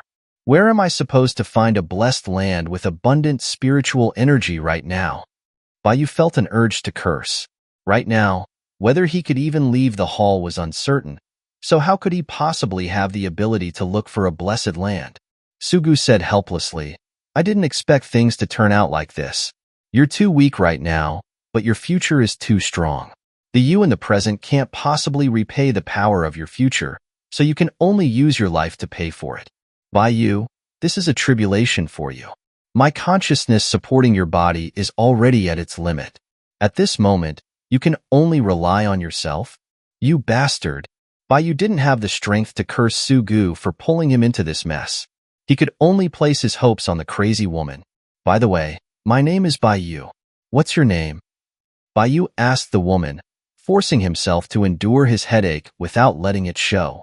Curse, the woman answered with a single word. Curse, do you know if there's any place in this world where the spiritual energy is particularly dense? Bai asked again. I do know of a few, but why do you ask? Curse looked at Bai, puzzled. She felt that Bai now seemed extremely weak, but when she thought about how Bai had crushed her earlier, she felt endless fear. At this moment, she didn't dare to test the depths of Bai's power. After all, she was still alive now only because Bai had chosen to spare her life. She didn't believe that Bai was really as fragile as he seemed on the surface. Naturally, Bai couldn't tell Curse about his true condition. He said with a smile, We're inside that giant beast's stomach, and this world represents that beast. So I was thinking, if I drain the spiritual energy of this world, maybe we can severely wound that beast, and then we can use that chance to escape. What you said makes sense. After listening to Bai's words, Curse couldn't help but nod in agreement. Then come with me. I'll take you to the place with the most spiritual energy in this world. With that, Curse was about to turn into curse threads and leave the hall. Wait. Bai immediately stopped Curse. What is it? Curse stopped, asking Bai with confusion. At the moment, Bai dared not say that he couldn't even leave the hall. So he said to Curse, I'm quite interested in your curse. I want to study it for a while on the way. Can you take me there? Interested in my curse? Why are you so strange? Curse glanced at Bai, puzzled. However, she didn't ask any further questions. She immediately used her curse threads to wrap around Bai and left the hall. Soon, Curse led Bai to the northernmost part of this world. Here, everything was covered in snow and ice, and terrifying blizzards howled continuously, capable of swallowing anyone who dared to step foot on this land. However, in this extremely harsh environment, there was a hot spring that was emitting steam. There was even green grass growing by the spring. It's right here. Curse brought Bai to the hot spring and said to Bai, the concentration of spiritual energy in this spring is over 10,000 times greater than any other place, and it's the place with the most spiritual power in this world. I often bathe here. This place is very good. Bai, who was close to collapsing, didn't care about anything else after seeing the hot spring. He jumped directly into the spring, sinking to the bottom. Bai. Seeing Bai suddenly jump into the hot spring, Curse couldn't help but exclaim in shock. Her eyes were full of astonishment. She couldn't understand Bai's actions at all. Don't worry about me, you stay outside. I'm going to see if I can drain all of the spiritual energy here. Bai used the last of his strength to say a sentence to Curse. Then, he completely fainted. A massive amount of spiritual energy surged from the hot spring into Bai's body, filling in the gaps in his future. The hot spring, filled with immense spiritual energy, was visibly turning cold. The dense spiritual power inside was thinning rapidly. Too terrifying. Standing by the spring, Curse saw Bai madly absorbing the spring's spiritual power, and she couldn't help but exclaim, how high is his cultivation that he can absorb so much spiritual power in such a short amount of time? Curse compared herself to Bai. She discovered that she could at most absorb half of the spring's spiritual energy before her body wouldn't be able to hold any more. And now, Bai was close to draining the entire spring of its spiritual energy, and his aura still hadn't changed at all. His body was still devoid of spiritual energy. Curse couldn't even imagine how strong Bai was. Chapter 282. The Mysterious Voice.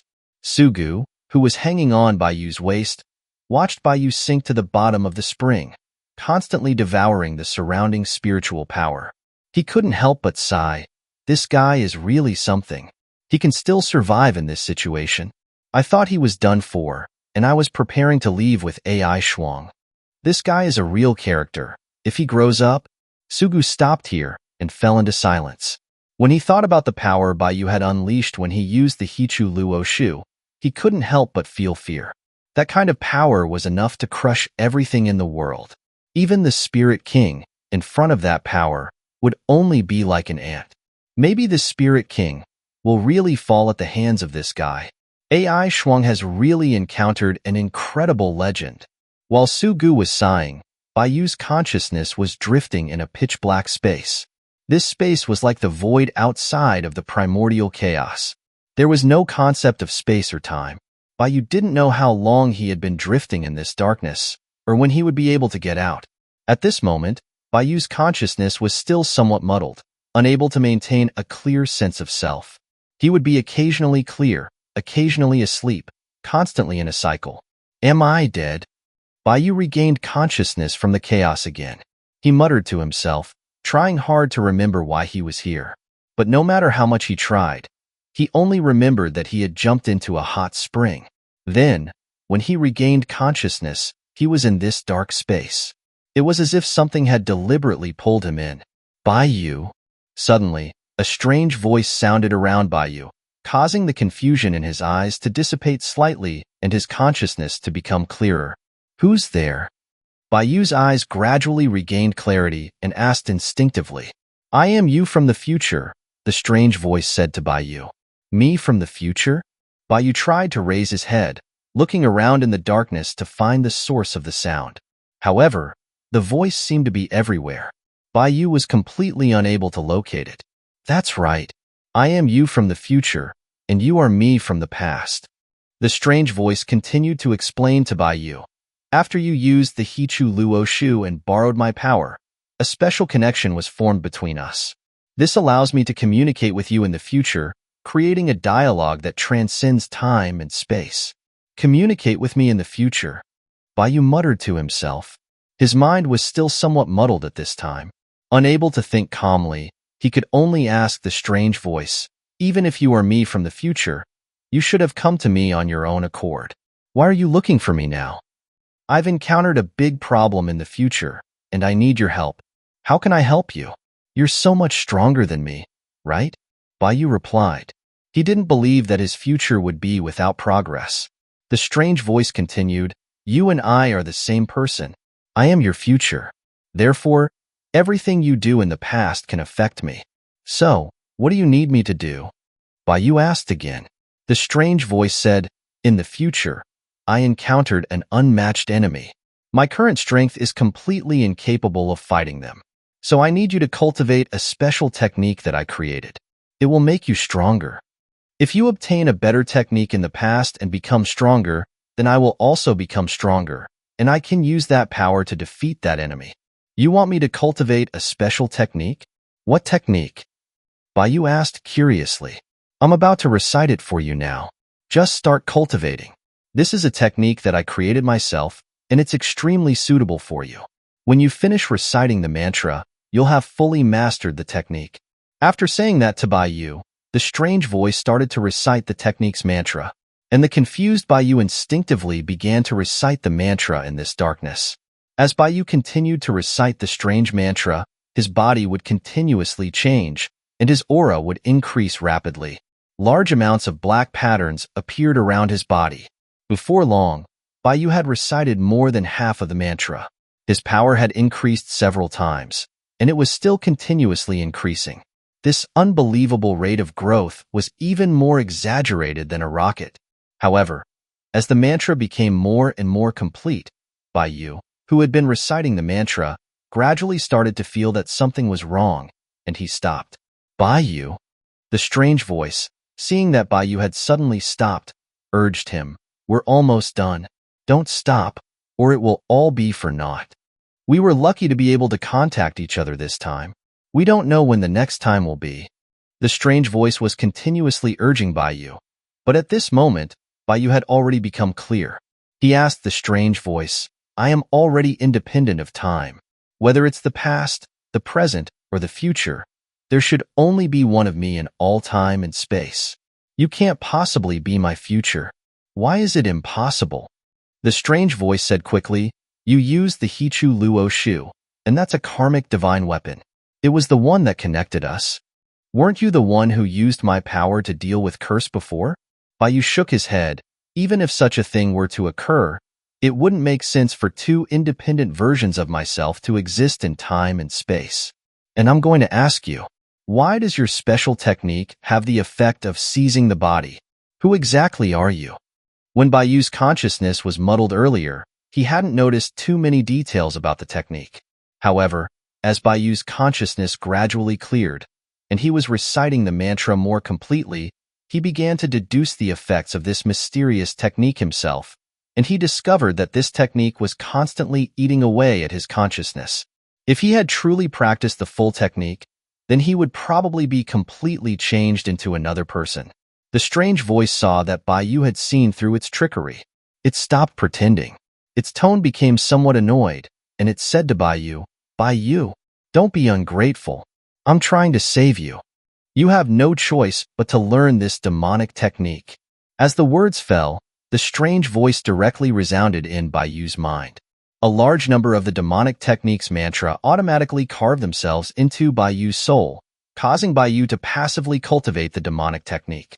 Baiyu's aura once again skyrocketed at an unbelievable speed. Baiyu, your body will soon be mine. Soon, you will be me, and I will be you. Ha ha ha ha. As the strange voice continued to echo in Baiyu's mind, Baiyu's consciousness, which had barely cleared, once again became blurred. Baiyu could feel a strange consciousness appearing in his soul, about to take over everything. And with the appearance of that strange consciousness, Baiyu also gradually read some memories that didn't belong to him.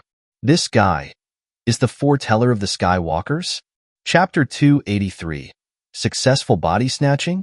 The foreteller is trying to possess me? Baiyu was stunned after discovering who was trying to possess him.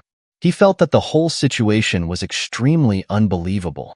The Skywalkers were a behemoth equal to the Overseers. The foreteller was like the brain of the Skywalkers, his strength sufficient to dominate the void world outside the primordial chaos.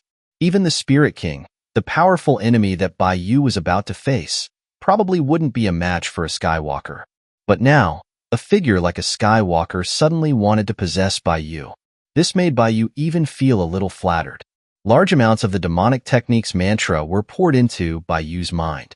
The strange consciousness in Baiyu's soul grew stronger and stronger, and Baiyu learned more and more about the foreteller's memories. This can't go on. Sooner or later, I'll be possessed by the foreteller. I need to think of a way to counteract this. Baiyu realized that he couldn't block the demonic technique and that he would even passively cultivate it.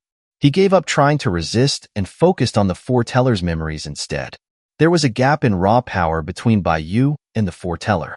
Therefore, if Baiyu tried to fight the foreteller's possession head-on, it would be tantamount to suicide. As Baiyu gave up resisting the demonic technique, the foreteller recited the mantra faster and faster. The strange consciousness in Baiyu's soul grew stronger and stronger, soon reaching the point where it could suppress Baiyu's main personality. At the same time, outside of Baiyu's body, both Curse and Sugu could see terrifying black energy swirling around Baiyu's body. The ground started to shake under Baiyu's aura. The giant beast wandering in the void suddenly started to wail in pain. What's happening to this guy now? Sugu, who was hidden inside the ghost mask, was completely dumbfounded after seeing the changes in Baiyu. The sound of his voice began to tremble. At this moment, the aura that Baiyu was emitting was 100 times more terrifying than the Spirit King. Where did he get this power from? Sugu suddenly realized that after he met Baiyu, everything had become impossible to deduce using common sense. The surprises that Baiyu had given him made him feel like his first half of life had been wasted. On the shore of the hot spring, after sensing the aura that Baiyu was emitting, the caution and fear in Curse's eyes gradually turned into admiration. Too strong.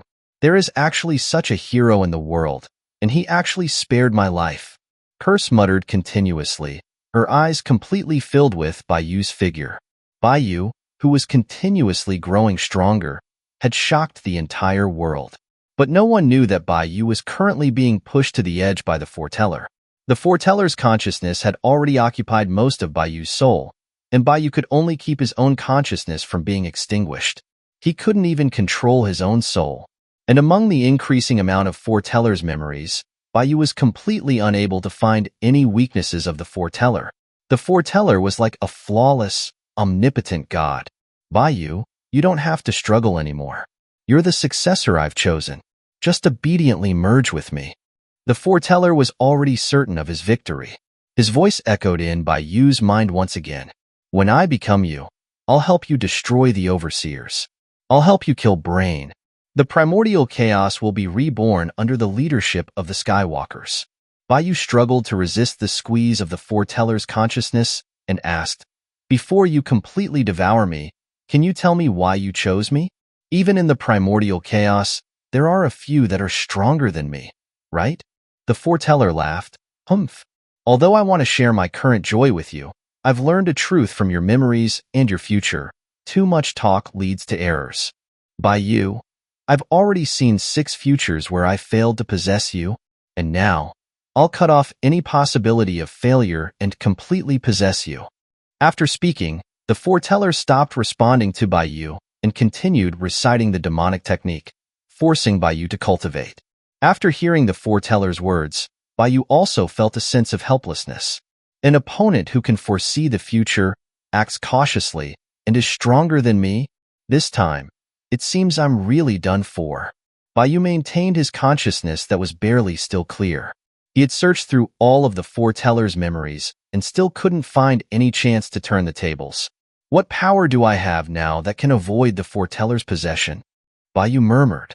Suddenly, a flash of inspiration came to him, and he thought of a chance to turn the tables, the ability that good and evil had given him to fabricate memories. With that ability, he could divide his memories into an outer and inner layer, using this to avoid being detected by Brain. And if this ability could deceive Brain, then it probably could also trick the foreteller. Thinking of this, Bayu regained his energy. He tried to observe the current state of his soul and discovered that the foreteller had only occupied his outer layer of memories. His deeper memories, although squeezed by the foreteller's powerful force, had not been corrupted. There's a chance. Seeing the state of his soul, Bayu regained his energy.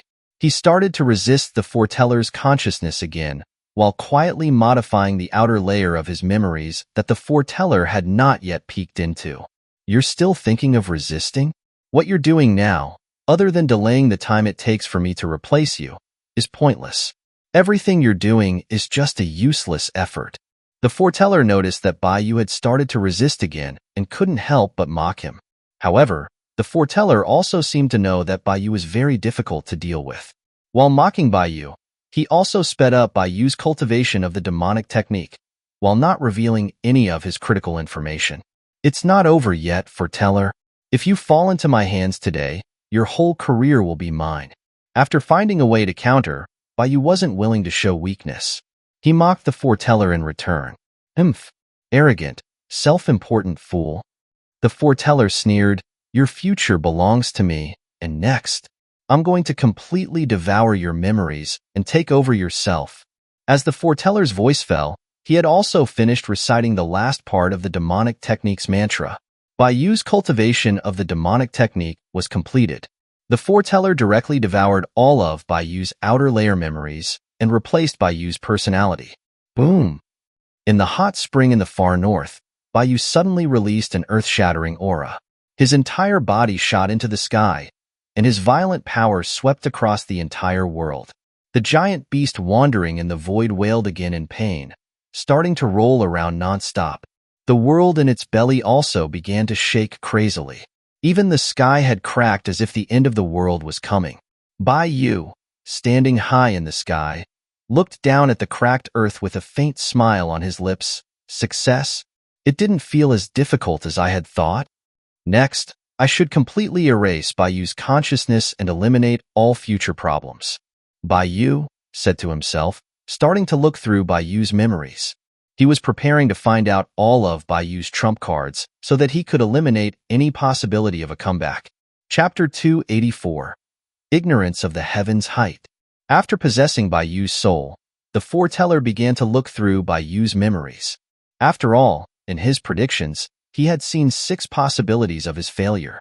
Each time, it was after he had successfully possessed Bayu that he was turned around by Bayu. It seemed that no matter how hopeless the situation, Bayu could always find the light called hope in the endless darkness. Toward Bayu, even after successfully possessing him, the foreteller didn't dare to be careless in the slightest. As expected, this guy is hiding trump cards. Luckily, I was careful. The foreteller discovered from Bayu's memories that he had hidden a backup of his consciousness in the primordial chaos. He couldn't help but sneer. So what if you've secretly backed up your consciousness? What I'm looking for when I possess you isn't your strength, but your opportunities, your fortune, and that invincible future. If I don't erase all of your consciousness, how can I completely replace you? The foreteller was talking to himself, and Su-gu, who was hanging on his waist, was shaking in fear, not daring to speak at all. Su-gu had no idea what was happening to Bayu, but he was very clear that if he was noticed by the current Bayu, he would suffer a fate worse than death. After confirming the location of Bayu's consciousness backup from his memories, the foreteller raised his head and looked at the cracked sky. He transformed directly into a black ray of light and pierced through the sky, rushing out of the beast's body. The giant beast wandering in the void once again let out a miserable cry of pain. And at this time, Curse, who was standing blankly beside the hot spring, saw Bayu leave just like that. The admiration in her eyes gradually turned into despair, and her body trembled slightly. Again. A man has abandoned me again. Unforgivable. Unforgivable. Curse roared in agony. The power of the curse in her body surged once again. Black curse threads spread out in all directions, piercing through the ice of the far north. A terrifying curse began to spread throughout the world, and the clarity of despair grew in people's hearts.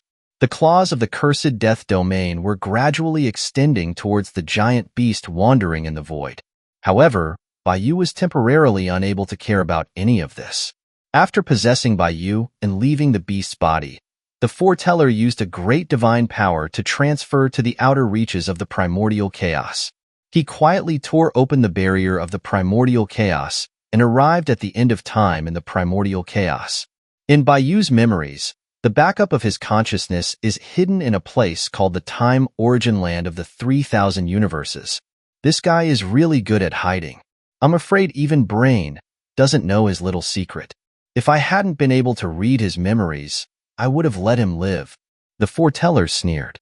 He didn't stay too long at the end of time in the primordial chaos. He concealed his aura and fled toward the 3,000 universes. After all, the primordial chaos was the overseer's territory. If Brain discovered the foreteller, who was the leader of the Skywalkers, he would also be in great trouble. Before the Skywalkers were ready, the foreteller didn't want to start a full-scale war with the overseers. Following Bayu's memories, the foreteller easily found the 3,000 universes in the primordial chaos. He arrived outside the universe barrier of the 3,000 universes. However, due to his cautious nature, the foreteller didn't recklessly charge into the 3,000 universes. He carefully inspected the situation inside the 3,000 universes. After confirming that there were no dangers inside, he sneered and charged in. 3,000 universes, at the end of the River of Time, the Time Origin Plateau. The foreteller, controlling Bayu's body, arrived here and saw 2 people playing chess in a pavilion. Those 2 should be the people who are keeping Bayu's backup consciousness. One is called Second Rat, and the other is called Third Rat. The foreteller recalled Bayu's memories. After confirming that those 2 weren't any threat, he stepped forward and said to them, Second Rat and Third Rat, if you don't want to die painfully, hand over Bayu's backup consciousness. Good and Evil, who were playing chess, suddenly heard the foreteller's words and looked at the foreteller at the same time. Good looked at the foreteller, surprised. Are you talking to us? Who else? You're Third Rat, right? The foreteller addressed Good, following Bayu's memories. I'm in a hurry. If you hand over by Yu's backup consciousness, I can give you a quick death. Evil smiled at the foreteller. If he's called third rat, does that make me second rat? You don't even know your own name? The foreteller frowned slightly and asked in a deep voice. The reactions of second rat and third rat made him feel like something was slightly off. However, he checked the power of good and evil and didn't sense any threat from them, so he relaxed his guard. Good shook his head and laughed after hearing the foreteller's words. That guy, by you, really did assign us a good role. Evil laughed, but he's also smart. After running into trouble, he knew to pass the buck to us and have us solve it for him. After this is over, he'll owe us a huge favor. Good stood up and stretched his neck. He said, let me handle this. It's been a long time since I took action. My body is getting rusty. Evil said, be gentle. Baiyu hasn't grown up yet. He's still weak and can't withstand your destruction. Don't worry, I'm more measured than you when it comes to fighting. Good waved his hand at Evil, walked out of the pavilion, and beckoned to the foreteller. Come on, let me try you out. Seeing Good and Evil's attitude, the foreteller's face completely darkened. His expression was distorted. He roared, you two ignorant ants who know nothing of the heaven's height. You have no idea what you have provoked. Fine. I've finally gotten a new body. It's time to warm up. Third rat, I'll let you know what hell is. As the foreteller's voice fell, he charged towards Good with unbelievable speed. Seeing the foreteller attack, Good yawned and a slight smile appeared on his lips. A red light flashed in his eyes. Too slow, Good said with a smile. He slightly raised his hand and easily grabbed the foreteller's head with his slender fingers. What? The foreteller's pupils shrank suddenly when he saw that his head had been grabbed so easily by Good's fingers. He felt a huge wave of fear rising in his heart. The next moment, he felt a huge force coming from Good's arm. His body rapidly lost balance and fell backward. Good grabbed the foreteller's head and smashed it violently onto the ground. Bang! The time origin plateau was completely shattered, and a huge wave swept over the end of the river of time in the 3,000 universes. Evil flew into the high sky, looking down at the collapsing time origin plateau. He shook his head and sighed. Sigh. He promised to be measured, right? Whether or not Baiyu's body will have problems is another question. That Skywalker is probably traumatized now. Chapter 285, Bestowing a Fortune. The foreteller was held firmly by the head by Good.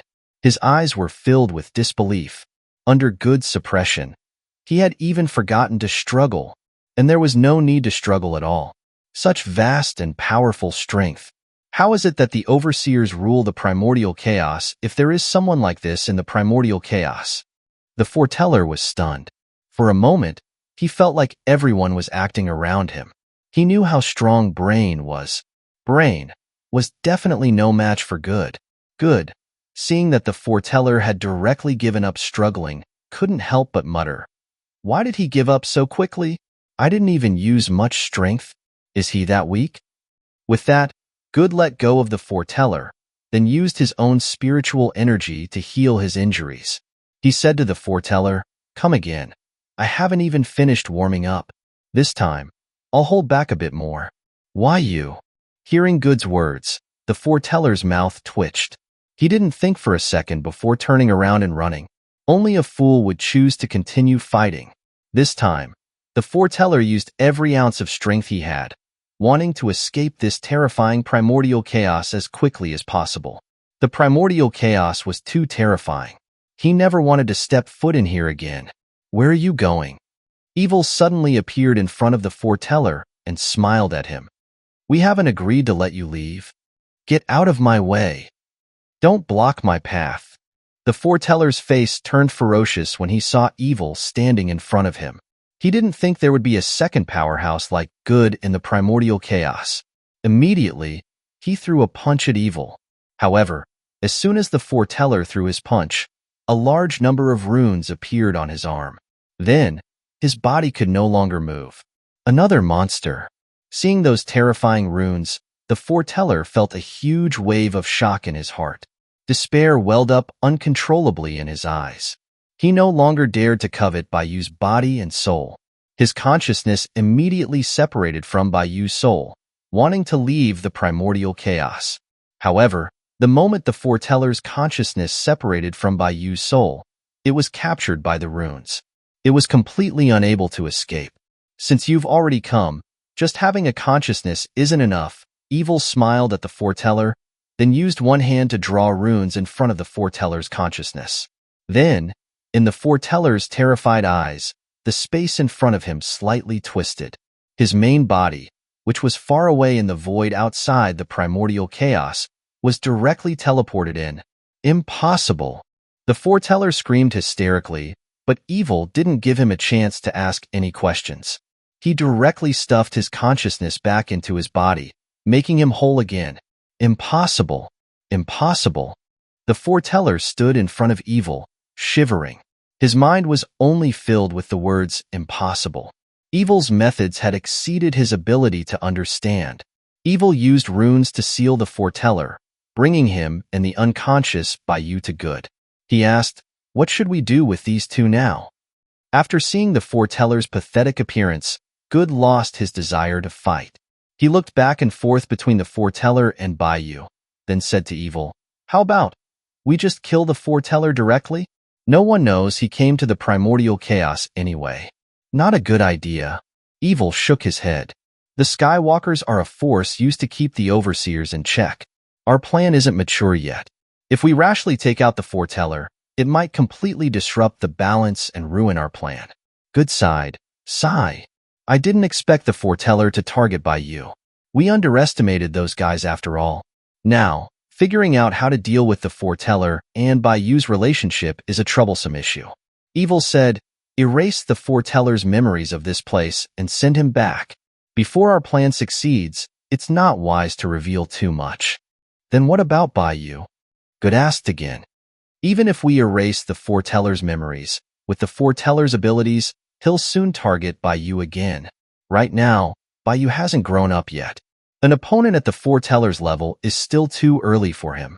The foreteller, who was imprisoned by the runes, was completely terrified after hearing Good and Evil's conversation.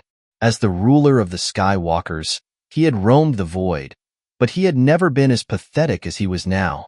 However, no matter how aggrieved the foreteller was in his heart, he had no intention of resisting. The two sides were not even on the same level. As for Sugu, who was hiding in the ghost mask on Bayu's waist, he was completely pretending to be dead at this moment, not daring to move at all. Since Sugu had followed Bayu, he had realized that his past views were too narrow. What Spirit King, Skywalker, compared to Bayu's background, they were all a fart. The most ridiculous thing was that he had even wanted to be Bayu's mentor at the beginning. Was he worthy? Sugu continued to ridicule himself, only feeling like a clown. After hearing Good's worries, Evil thought for a moment. He said, "There's no other choice. Although this may expose us, Bayu is more important. We'll give him another fortune and speed up his growth. This way, when the foreteller finds him again, he won't be completely helpless." Good said, "It's a risky move, and we might create a monster, but it's worth doing." With that, Good and Evil both poured a part of their power into Bayu's body. As they poured power into Bayu, Evil glanced at the ghost mask on Bayu's waist and asked, "By the way, what should we do with that guy?" Sugu and the ghost mask instantly tensed up after hearing Evil's question. He didn't dare to breathe. Good said, "He's Bayu's friend, right? It's not appropriate to erase his memory without permission. Just give him a restriction to prevent him from revealing our existence." "All right." Evil nodded and sucked the ghost mask into his hand. He planted a rune in the ghost mask, and then he hung the ghost mask back on Bayu's waist. After pouring their power into Bayu, the two of them sent Bayu back to the Gaia region in the beast's stomach outside the primordial chaos. Then, they erased part of the foreteller's memories and sent him back to where he had been as well. Rumbling. Not long after Good and Evil had sent Bayu and the foreteller away, a dull rumbling sound suddenly rang out around them. A strange power appeared out of nowhere. Hearing that sound, Evil sighed slightly and said, "As expected, some of those guys noticed. This is going to be troublesome." Good smiled slightly and said, "Let's go. We need to kill all those who know about this. Don't fight here." The primordial chaos can't take it. This trip, I wonder how long it will take. Next time, we have to be more careful. Evil sighed, waved his sleeve lightly, and the shattered time in the time origin plateau rapidly returned to its original state. The next moment, good and evil disappeared, and the rumbling sound around them also slowly disappeared. Chapter 286, Awakening. Gaia region, the far north. This place was completely covered by Curse's curse. Countless curse threads twisted wildly, devouring everything. After Baiyu left, Curse completely lost her mind. She believed that Baiyu had deceived her. Now she only wanted to destroy everything she saw. Just when Curse had used her curse to devour the entire north and was about to continue south to destroy the entire world, the space above the hot spring twisted slightly. Baiyu fell out of it and into the water. Curse, who heard movement in the north, immediately rushed to the hot spring with great speed. A large number of curse threads formed into sharp spikes and pierced into the spring water. However, when Curse saw that the person in the spring water was Baiyu, the spikes formed from her curse threads immediately stopped. Baiyu? Curse looked at Baiyu in the spring water in disbelief, as if she hadn't thought that Baiyu would come back. After seeing Baiyu, the violence in her eyes gradually disappeared. Could it be that he left to scout ahead? I misunderstood him? Curse muttered to herself. When she saw that Baiyu was unconscious and his spiritual energy was extremely chaotic, she thought that Baiyu had chosen to find a way to leave this world alone to avoid putting her in danger. Thinking about this, the resentment in Curse's heart quickly dissipated, replaced by some other special emotion. After Curse sobered up, the curse threads that had swallowed the entire north rapidly returned to Curse's body, and the entire north returned to normal. Sugu, who was on Baiyu's waist, was completely numb at this time.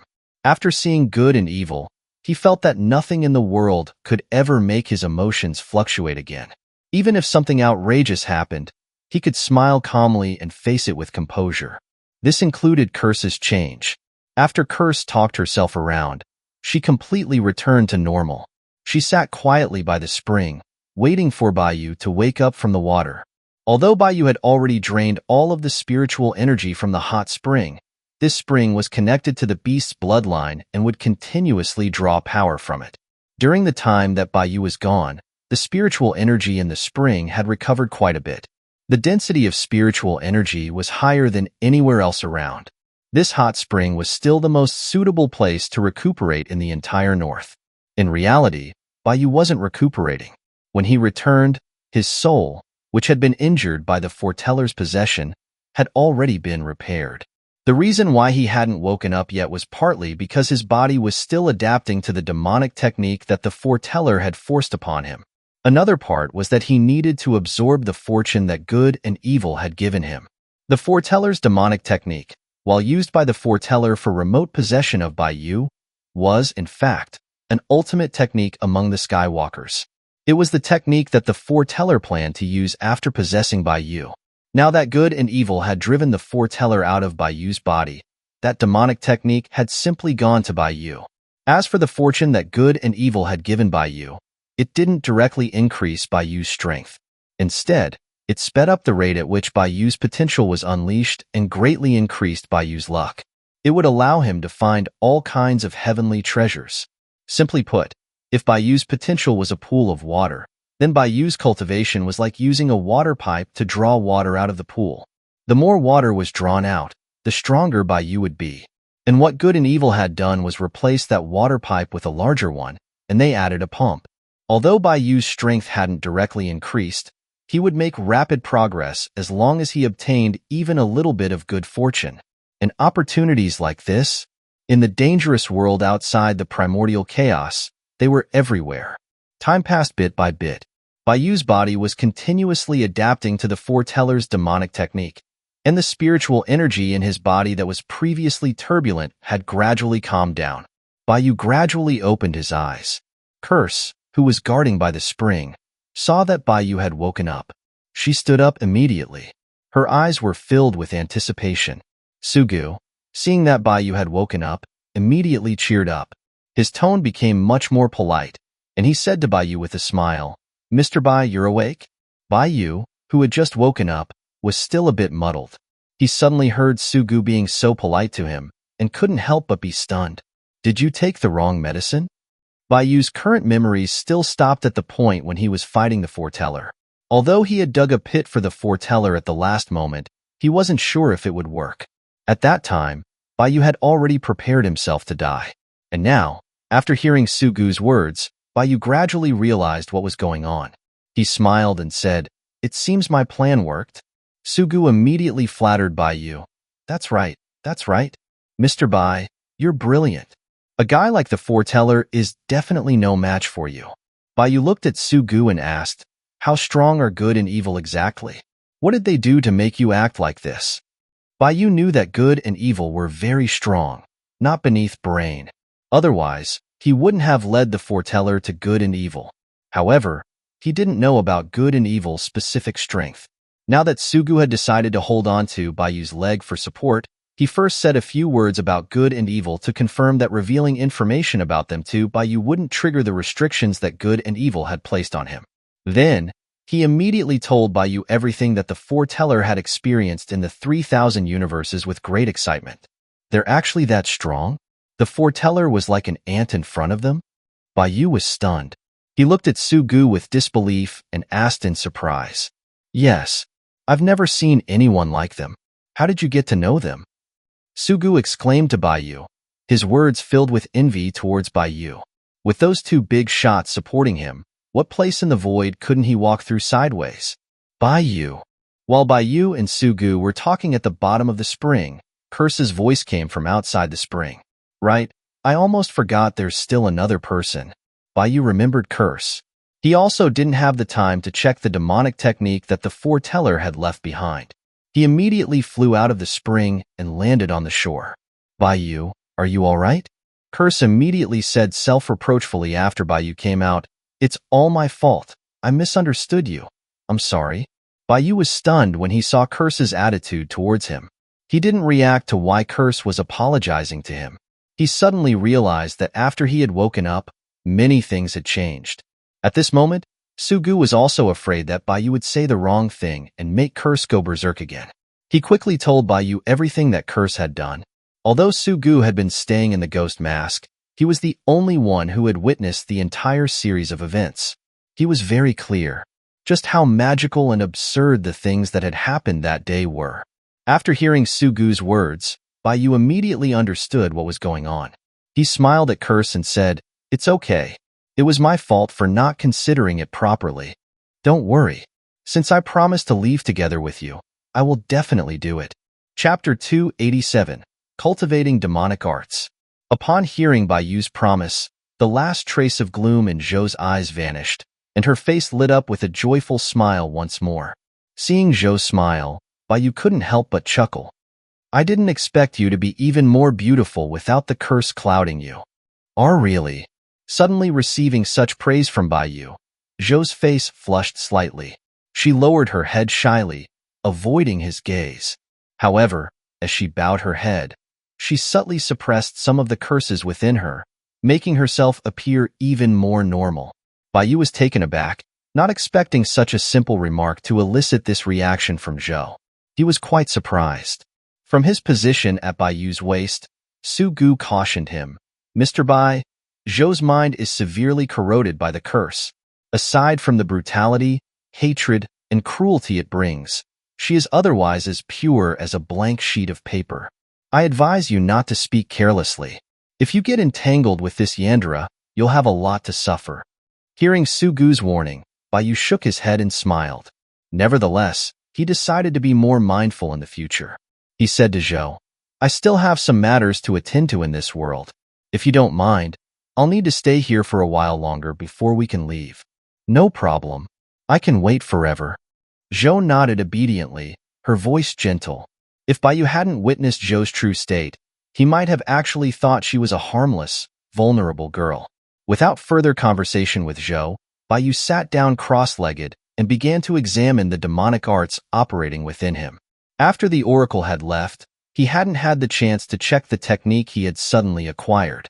As Bayu initiated the technique, his entire body became enveloped in frigid black energy. The surrounding space distorted slightly, seemingly on the verge of being crushed by Bayu's current power.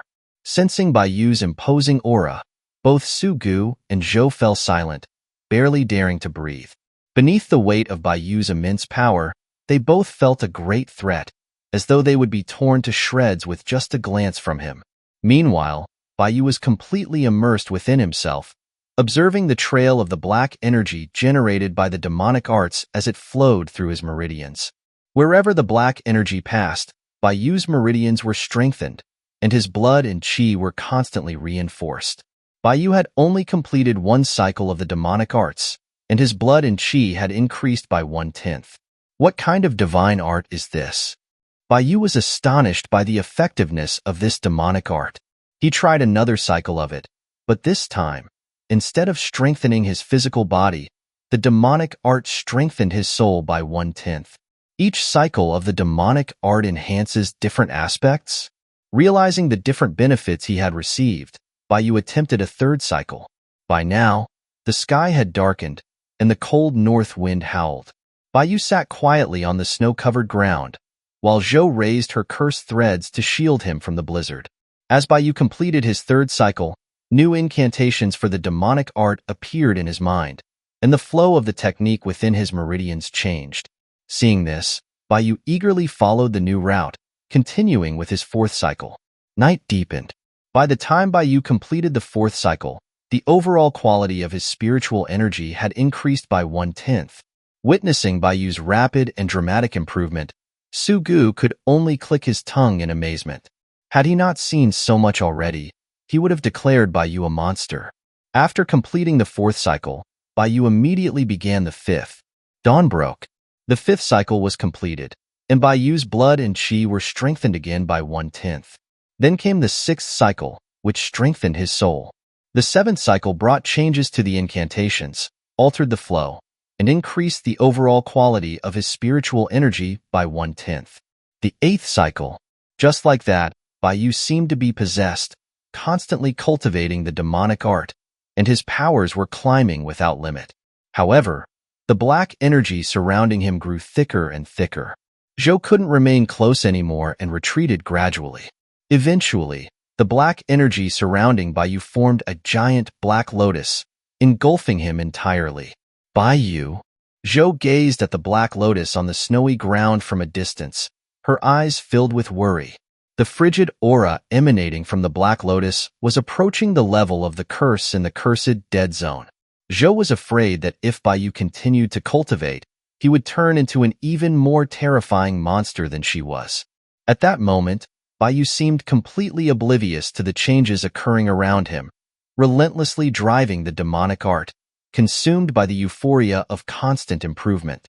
At Bayu's waist, Su-gu was nearly suffocated by the pressure of Bayu's power, his consciousness on the verge of dissipating. Be Bayu. Su-gu struggled to call out to Bayu, hoping to awaken him, but his weak voice was blocked by the black energy around Bayu and couldn't reach him at all. In a daze, Su-gu saw a face identical to Bayu's emerge from the black lotus. But unlike Bayu, this face was filled with extreme evil and darkness. The face in the black lotus smiled, its eyes fixed on Bayu sitting in the center. It continuously chanted the incantations of the demonic art, making Bayu repeat the cycles over and over again. Rumble. As time passed, the black lotus grew larger and larger, eventually covering the entire Northland. From high above, one could see a gigantic black lotus blooming in the northern reaches of Gaia, radiating across the entire world. Zhou had already been forced out of the Northland. She stood in the sky above a forest, looking at the impossibly large black lotus, her gaze shifting from worry to terror. If this continues, Bayu will be completely devoured by the demonic art. Then, this entire world, including me, will become his nourishment. In the end, Bayu will become like me, a manifestation of power. Zhou muttered to herself, looking at her palm. Her fair skin momentarily dissolved into cursed threads. Although she still looked human, in reality, she had been completely replaced by the curse. Everything that made up her body was cursed thread. This was the most terrifying curse she had acquired in the cursed dead zone.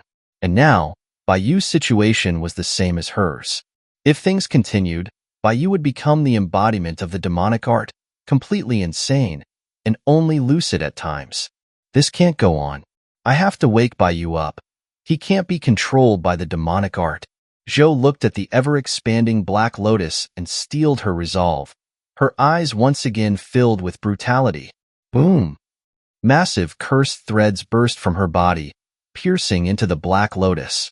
The cursed threads spread rapidly, covering the entire Black Lotus in moments, seeking to tear a large opening on its surface. Chapter 288. You must hear me. Zhou's cursed threads enveloped the entire Black Lotus.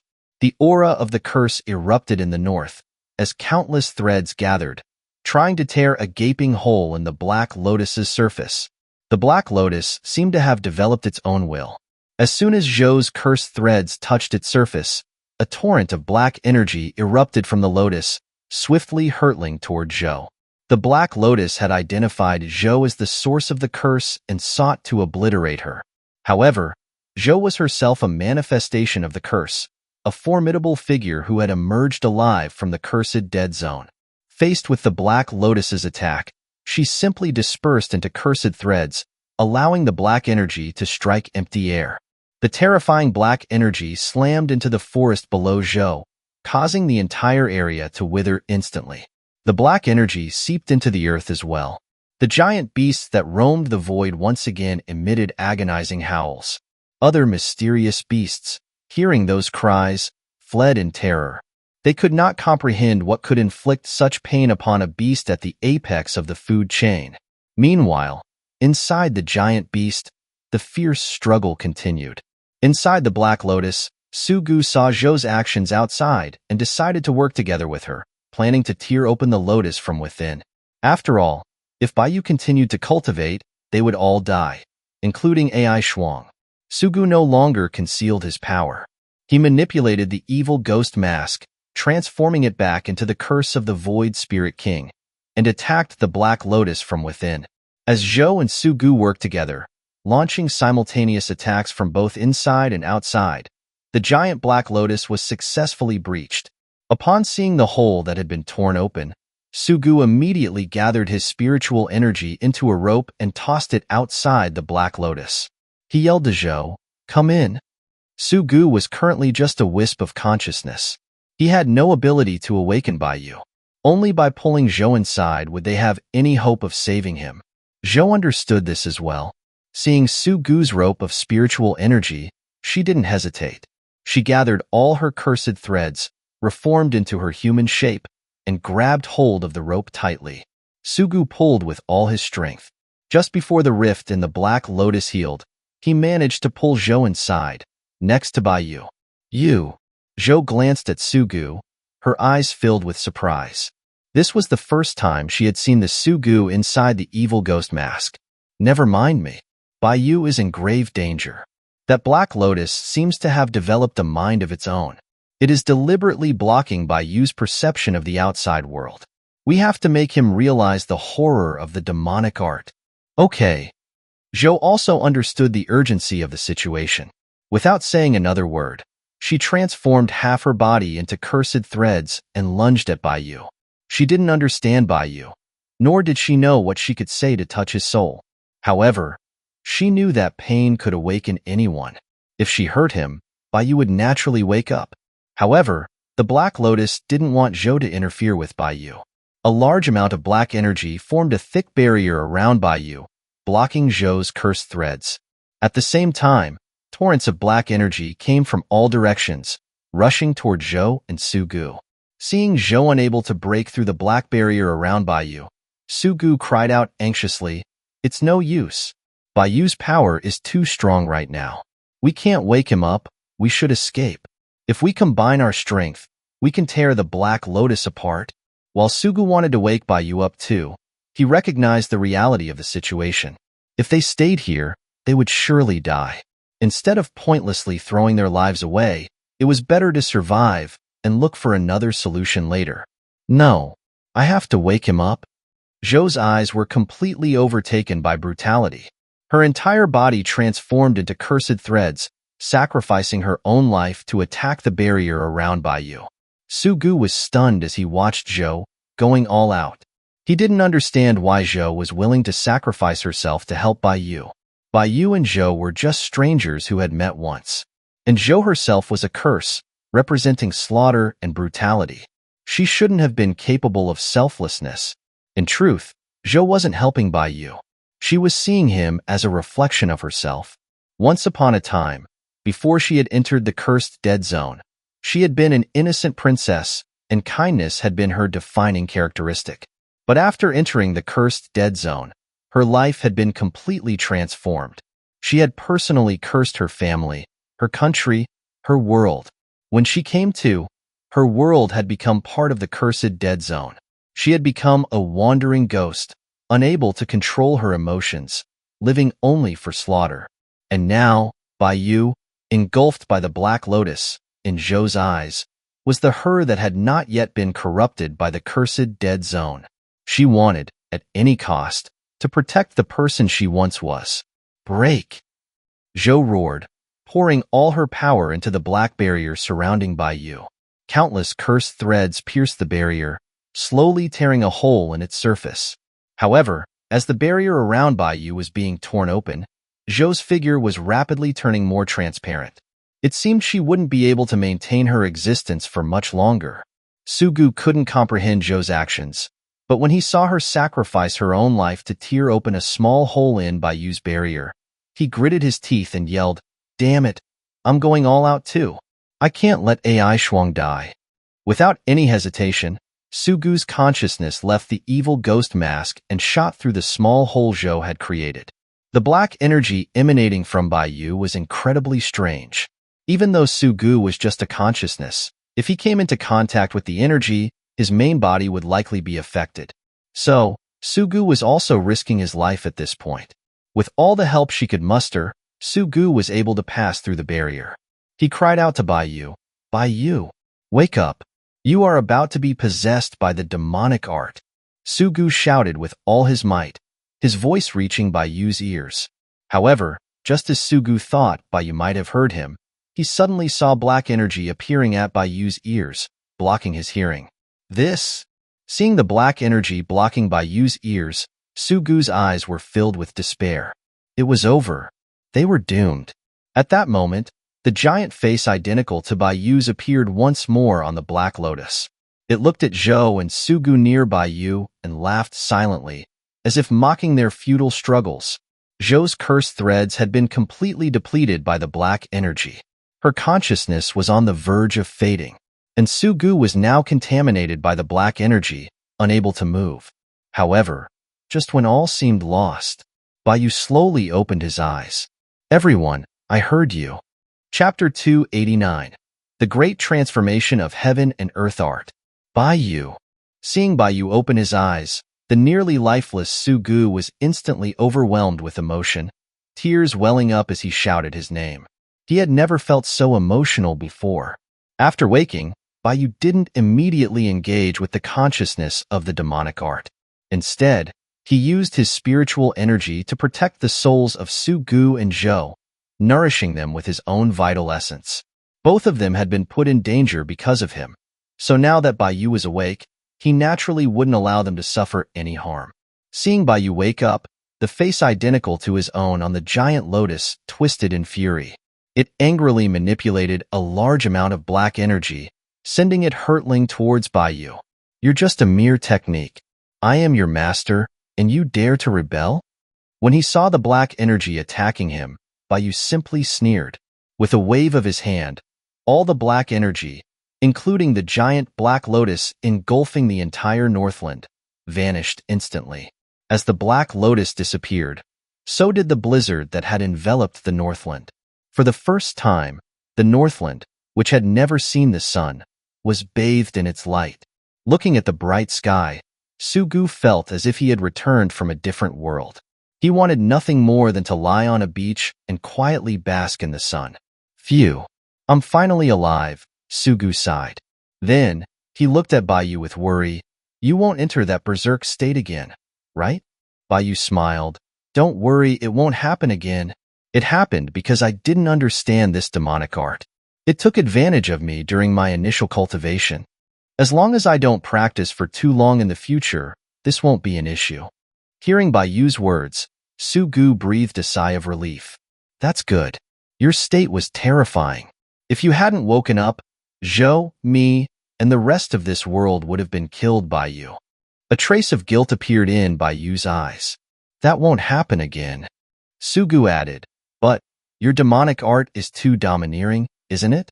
Every cycle of cultivation increases your strength by 1/10. Your current strength is probably above that of the Void Spirit King. What kind of art is that?" Bai Yu smiled. "I learned from the Oracle's memories that this demonic art is called the Great Transformation of Heaven and Earth Art. It's a mysterious technique that the Oracle obtained by chance. All his abilities were derived from this art." "All the Oracle's abilities were from this demonic art?" Su-gu was stunned. "Isn't this a huge bargain? If you cultivate according to this technique, wouldn't you become the second Oracle?"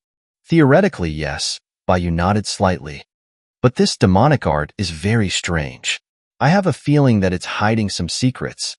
Before I completely understand its nature, I don't plan to continue cultivating it." "True, you just need to keep cultivating to get stronger. If you went into seclusion for a few tens of thousands of years, even good and evil wouldn't be a match for you." "Such a thing can't possibly be true." Su-gu agreed with a nod. "But you're already strong enough. I thought the Void Spirit King would be an obstacle for you, but it seems he's no longer your match." Bai Yu smiled. "What a pity. I deliberately let the Void Spirit King read my fake memories. I was originally going to give him a big surprise. Now it seems I won't be able to use it. Can you tell me how you were planning to deal with the Void Spirit King?" Su-gu asked curiously. "You were so confident before, even with your weak power. I really don't understand where your confidence came from." Bai Yu didn't have much to hide now. Actually, it wasn't some malicious plan. I was going to let the Void Spirit King fight a brutal battle with the beasts outside of this world.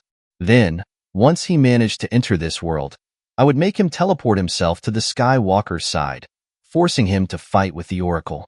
Why you don't call that malicious? The Skywalkers are the Void Spirit King's enemies, and you would send him to the Skywalker to die. That's quite cruel." Su-gu's mouth twitched, and he remembered what happened to the Oracle. Bai Yu just smiled at Su-gu's reaction and then turned his attention to Zhou. Zhou was now essentially a creature made of curses. Even though Bai Yu had protected her soul, it would be difficult, even for him, to restore her to her original state. What has she endured? As Bai Yu was repairing Zhou's body, he saw those shocking curses and was amazed. Every curse that made up Zhou's body inflicted immense pain and torment on her mind. And the number of curses on Zhou was so high it couldn't be counted. Under endless pain and torment, even the kindest person would probably be driven insane. Bai Yu was beginning to understand and sympathize with Zhou's condition. While helping Zhou repair her body, Bai Yu asked Su-gu, "By the way, Su-gu, I've heard you mention the Cursed Dead Zone a few times. What is that place?" Without much thought, Su-gu explained, "It's a forbidden place made of curses. It's constantly floating in the void, with no fixed location. Only creatures that are extremely lucky or extremely unlucky will encounter it in the void. Once you enter, you either end up like the Void Spirit King, who only wandered around the periphery and was lucky enough to learn some basic curses and then leave successfully. Or you end up like Zhou, being swallowed by the Cursed Dead Zone, becoming a part of it." "A part of the Cursed Dead Zone?" Hearing Su-gu's words, a hint of surprise flashed in Bai Yu's eyes.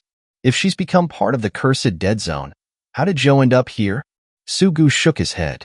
"I'm not sure. At first, I thought Zhou was like the Void Spirit King, but from the looks of it now, things are more complicated than I thought. Only she knows how she managed to get out of the Cursed Dead Zone." Bai Yu asked again, "Can the curses of the Cursed Dead Zone be removed?"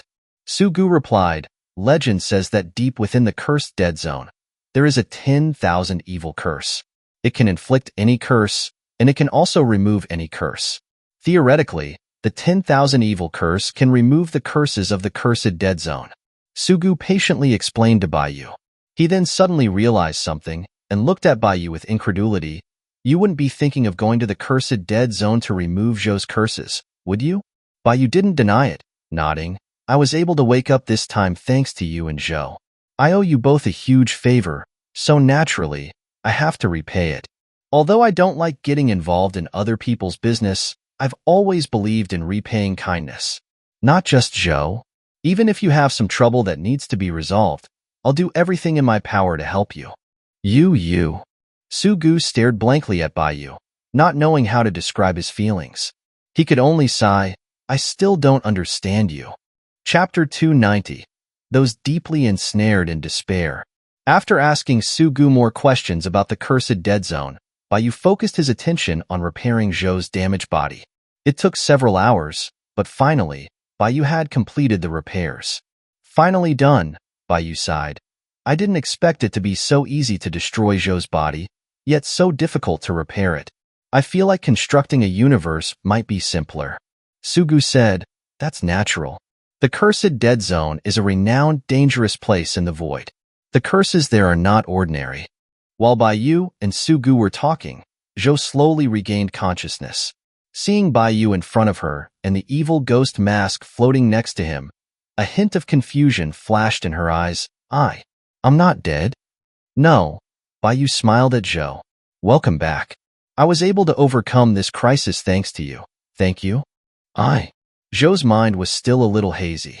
After a while, she realized what had happened and couldn't help but ask Baiyu, the art you were cultivating, was it also from the cursed dead zone? Hearing Zhou's sudden question, Baiyu was surprised. Why do you ask?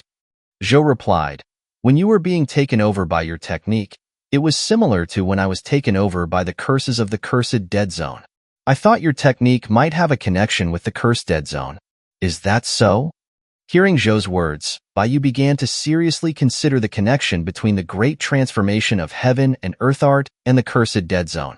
He wanted to understand the origin of the great transformation of heaven and earth art, and then continue using it to increase his strength. If the technique really had some connection with the cursed dead zone, then he had one more reason to go there. Baiyu pondered for a moment and then said to Zhou, I just obtained this art recently, and I don't know much about its origin. If possible, I would like to go to the cursed dead zone to find answers. You want to go to the cursed dead zone? Hearing Baiyu's words, Zhou's expression changed slightly, and then she said with horror, you can't go there. It's very dangerous. Seeing Zhou's strong reaction, Baiyu couldn't help but ask, can you tell me more about the cursed dead zone? I also want to find the 10,000 evil curse to help you remove the curses on your body. Why you want to help me? Zhou thought she had heard wrong. She looked at Baiyu with a mix of emotions and confusion. However, Zhou quickly shook her head. No, it's impossible. That place is too dangerous. You absolutely cannot go. Without waiting for Baiyu to ask more, Zhou transformed into cursed threads and left the Northland. Zhou!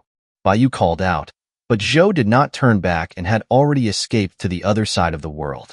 Seeing this, Su-gu sighed. It seems it's impossible to get information about the cursed dead zone from her.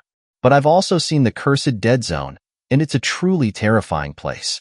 I think only powerful beings at the level of good and evil could go there and come back unharmed.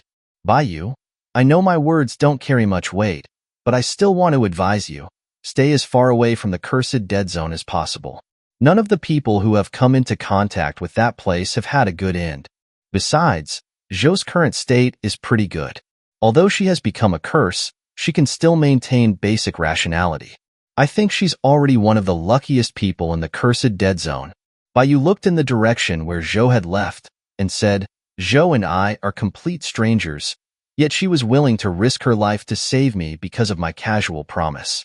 With her power, rushing into the barrier of the great transformation of heaven and earth art is like a moth flying into a flame. Since she disregarded her own safety to save me, there's no reason for me to fear death. Also, Baiyu looked at Su-gu. If you became Zhou, wouldn't you hope that someone would come out to save you? Su-gu opened his mouth but didn't know how to reply.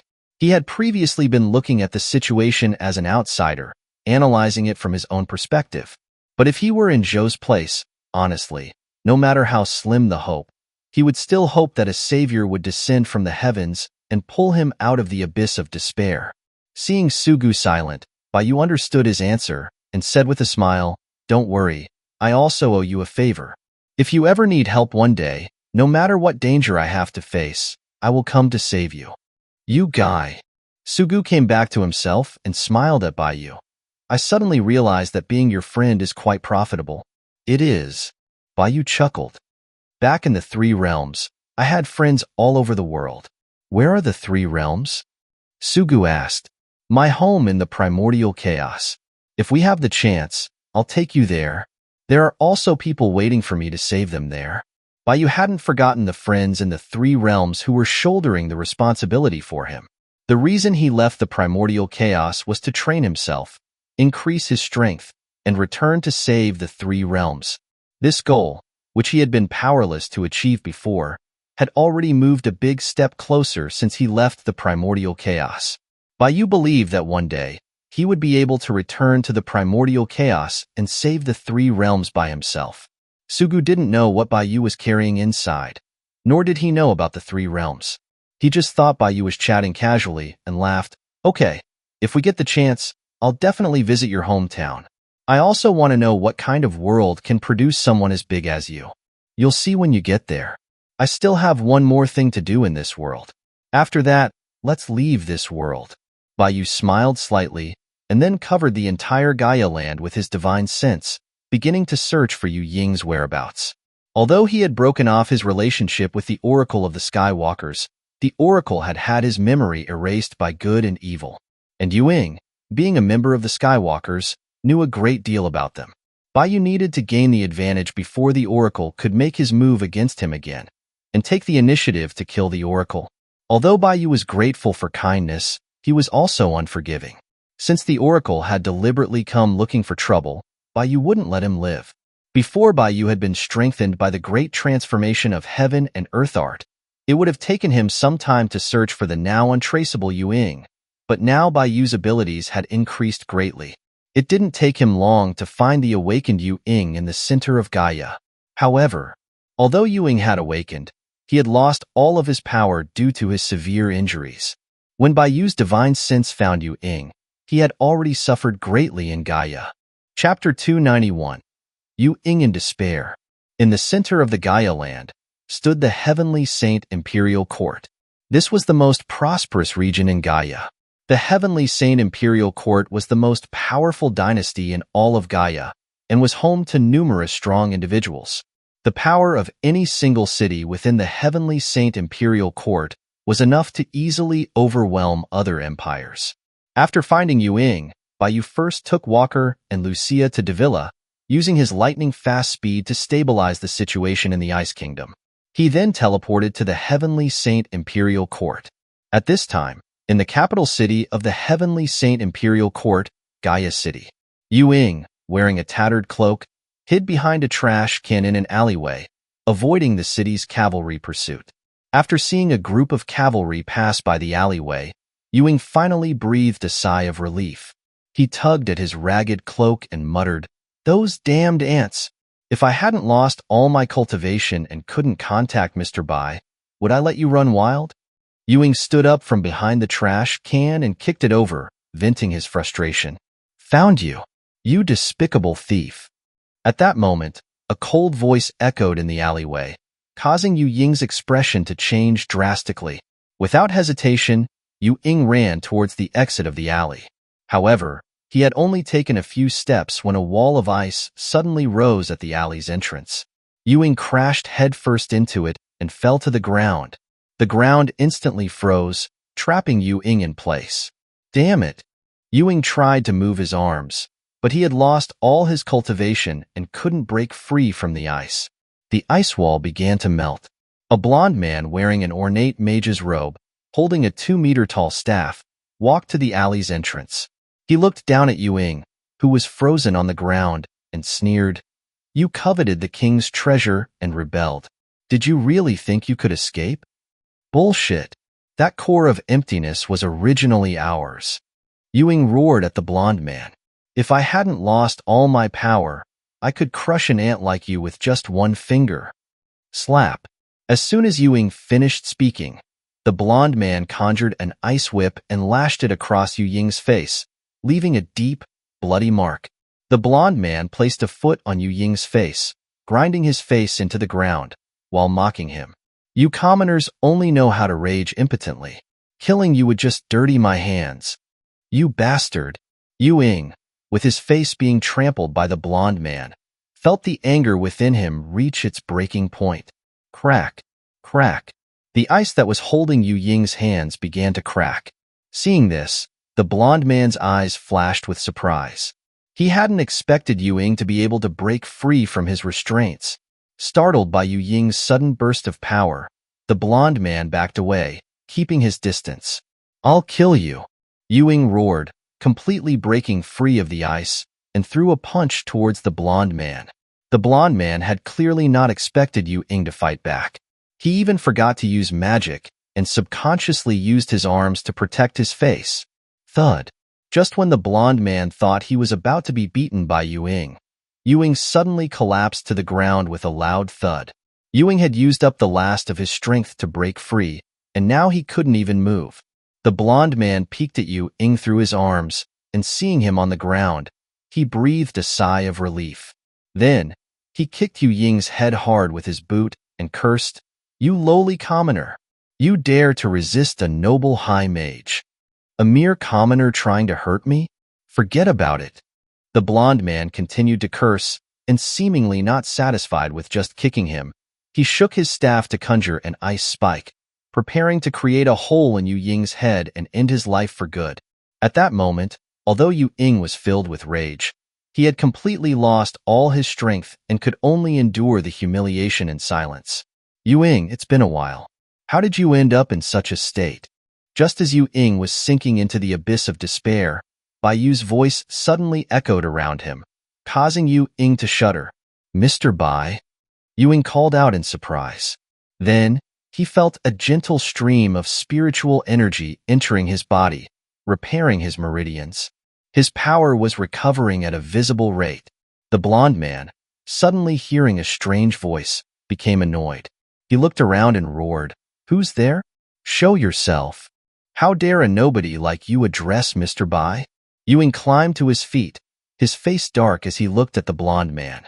A black mist surrounded his body. Seeing Yu Ying's current transformation, the blonde man felt a sense of foreboding.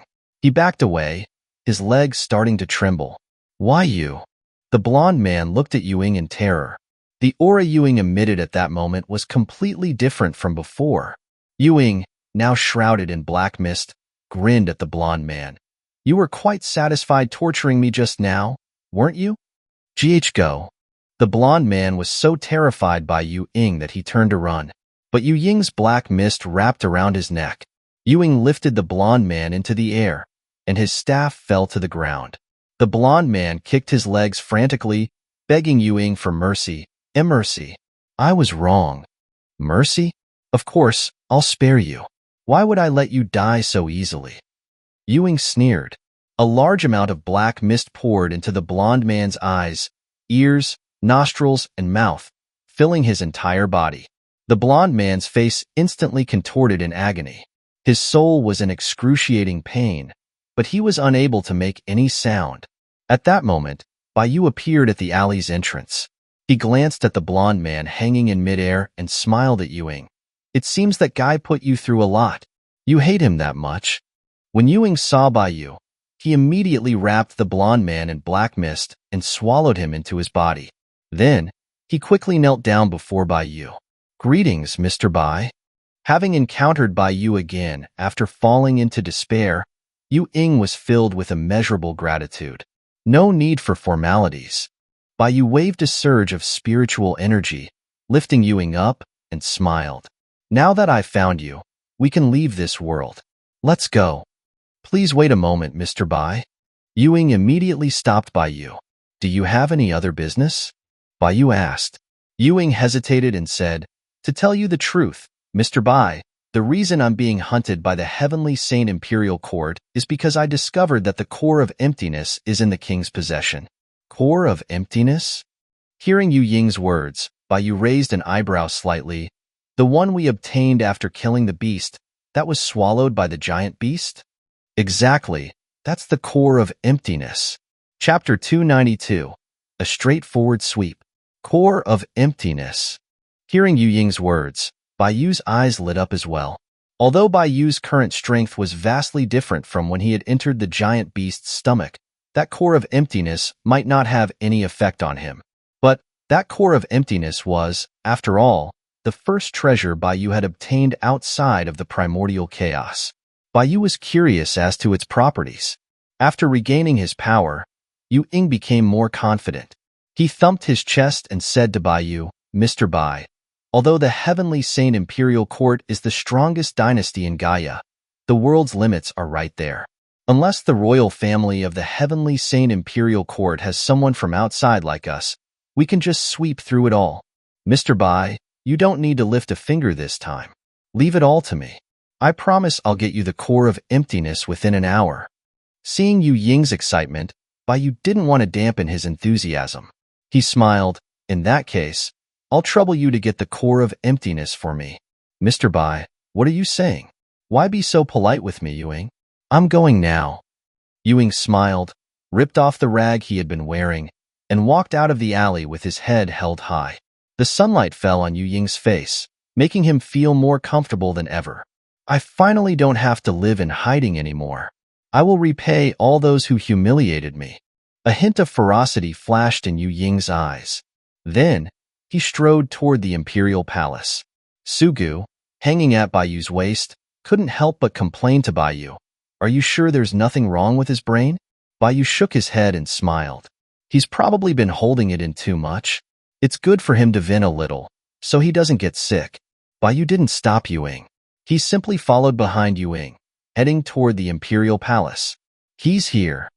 Yu Ying hadn't walked far on the street before the cavalrymen who had been pursuing him discovered his location. They spurred their horses and charged towards Yu Ying.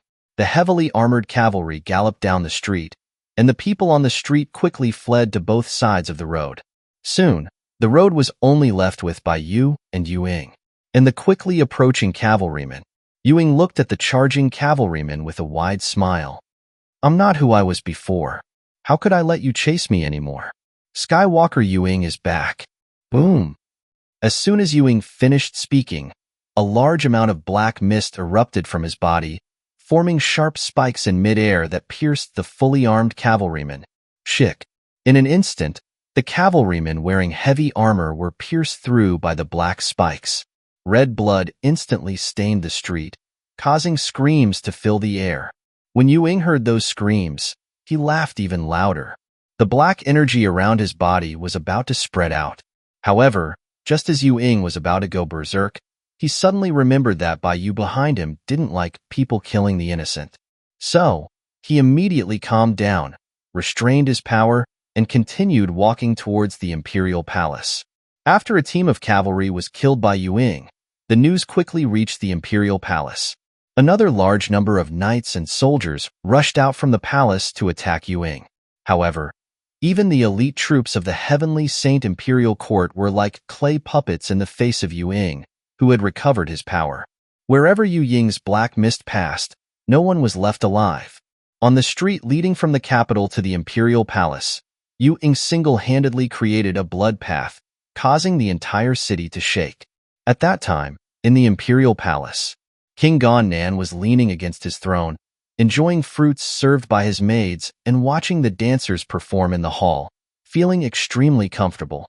The Heavenly Saint Imperial Court was a prosperous nation with many strong individuals, and the royal family were the strongest of the entire imperial court. Gan's family's rule was incredibly stable, and other than enjoying himself, Gannan had nothing else to do. Your Majesty, something terrible has happened. A minister stumbled into the hall, disrupting the dancers and yelling anxiously to Gannan. Gannan, who was watching the dancers intently, was displeased at being interrupted. He asked the minister, "What happened? Why are you so flustered?" The minister said anxiously, It's the criminal who appeared with the treasure a few days ago." That thief? Gannan thought of Yu Ying and raised an eyebrow slightly. Did you catch him? And no. Recalling the scene of the Imperial Guard being completely wiped out by Yu Ying alone, fear filled the minister's eyes. He said to Gan Nan, that thief somehow obtained a forbidden power. He single-handedly wiped out the Imperial Guard stationed in the palace. He's on his way here. He single-handedly wiped out the entire Imperial Guard? Gan Nan suddenly stood up from his throne, staring at the minister with a fierce gaze, and said sternly, "Are you joking? Just a while ago, he was just a cripple." The minister wiped the cold sweat from his forehead and trembled. "Your Majesty, your old minister is not lying. The ordinary army can't stop that monster. That monster is already at the gate of the palace." "What about the people from the Mage Academy?" Gan Nan asked again. "The Mage Academy is outside the capital, and they've just received the news. It will take some time before they get here. This old minister suggests that you take cover, just in case. Have me hide from a mere commoner? What kind of ridiculous behavior is that?" Gan Nan rejected the minister's suggestion without hesitation. He roared, "Gather all the mages and martial artists in the palace and send them all out. I refuse to believe that a single person can cause chaos." Boom! As soon as Gan Nan finished speaking, the entire palace began to shake violently. Screams echoed within the hall. What's going on now?" Gan Nan steadied his crown and asked the minister, somewhat flustered. "This old minister will go and see." The minister was also confused and ran towards the exit of the hall. But just as he reached the doorway, he was struck by a heavy blow. He was sent flying like a cannonball, slamming into the wall next to Gan Nan and turning into a pile of mush. Seeing this, the maids and dancers in the hall screamed and fled, no one caring about Gan Nan anymore. Seeing that his minister had just disappeared, Gan Nan's face turned pale with fear. He looked at the entrance of the hall with a terrified expression, shouting, "Guards! Guards! Quickly protect me!" But no matter how much Gan Nan screamed, no one came out to protect him. "You dog emperor, have you ever thought that you might end up like this one day?" Yu Ying's laughter echoed in the hall. Gan Nan looked and saw Yu Ying, shrouded in black mist, walking into the hall. Seeing Yu Ying, Gan Nan's pupils contracted. "How did you get here? What about the mages in the palace?" Even if Yu Ying had wiped out the entire army, there were still many powerful archmages and martial artists in the palace. It was impossible for Yu Ying to arrive here unscathed. "You're talking about those wastes. They're all here." Yu Ying grinned at Gan Nan. Then, he raised his hand, and black mist enveloped the entire hall. The next moment, the black mist dissipated. The corpses of all the powerful individuals in the heavenly Saint Imperial Court were all laid bare in Gan Nan's vision. Looking at the pile of corpses that filled the entire hall, Gan Nan's legs gave way, and he knelt down. Chapter 293, Venerable Yun Su. Yu Ying walked into the hall, watching the once arrogant King Gan Nan trembling and kneeling on the ground. He felt a satisfaction he had never known before. "Gan Nan, when you sent people to steal my core of emptiness and tried to kill me, did you ever think that you'd end up like this?"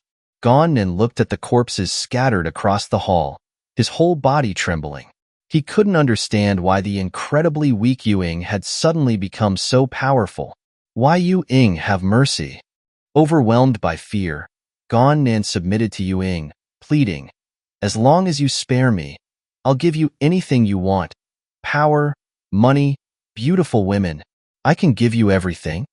Yu Ying watched Gan Nan kneeling on the ground and begging for mercy, and he released all the frustration he had endured, the feeling of vindication shooting straight to his head. Just when Yu Ying was considering how to continue torturing Gan Nan, Bai Yu walked into the hall. Seeing Bai Yu enter, Yu Ying, who had become somewhat carried away, instantly calmed down. He remembered the task at hand and immediately wrapped black mist around Gan Nan's neck, pulling the kneeling Gan Nan in front of him and asking, "Where is my core of emptiness? Why, your divine core was given to the state preceptor." Gan Nan struggled in midair, his face turning a shade of purple. Hearing Gan Nan's words, Yu Ying's heart sank.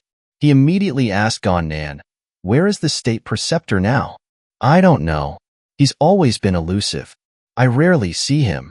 After saying that, Gan Nan, fearing that Yu Ying would kill him in anger, continued, "But I have a way to summon the state preceptor back. You let me down first." Yu Ying released the black mist, letting Gon and fall heavily to the ground.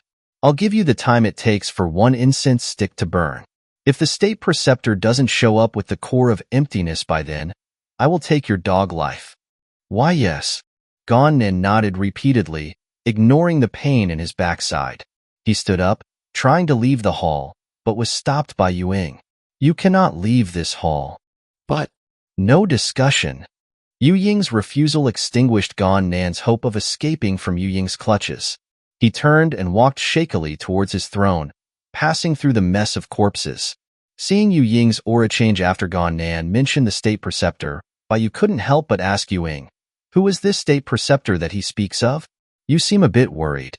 Caught off guard, Yu Ying didn't hide anything. He said to Bai, "Mr. Bai, the state preceptor of the Heavenly Saint Imperial Court is called Venerable Yun Su. He's the strongest individual in the Heavenly Saint Imperial Court, and his power is not simple. I suspect that he has a way to refine the core of emptiness." "Venerable Yun Su?" Hearing Yu Ying's words, a hint of surprise flashed in Bai Yu's eyes. The Heavenly Saint Imperial Court was basically a dynasty that used magic. Even the martial artists were using magic to enhance their bodies for combat. Now, amidst the mages of the Heavenly Saint Imperial Court, suddenly appearing someone who sounded like a cultivator was quite strange to Bai Yu.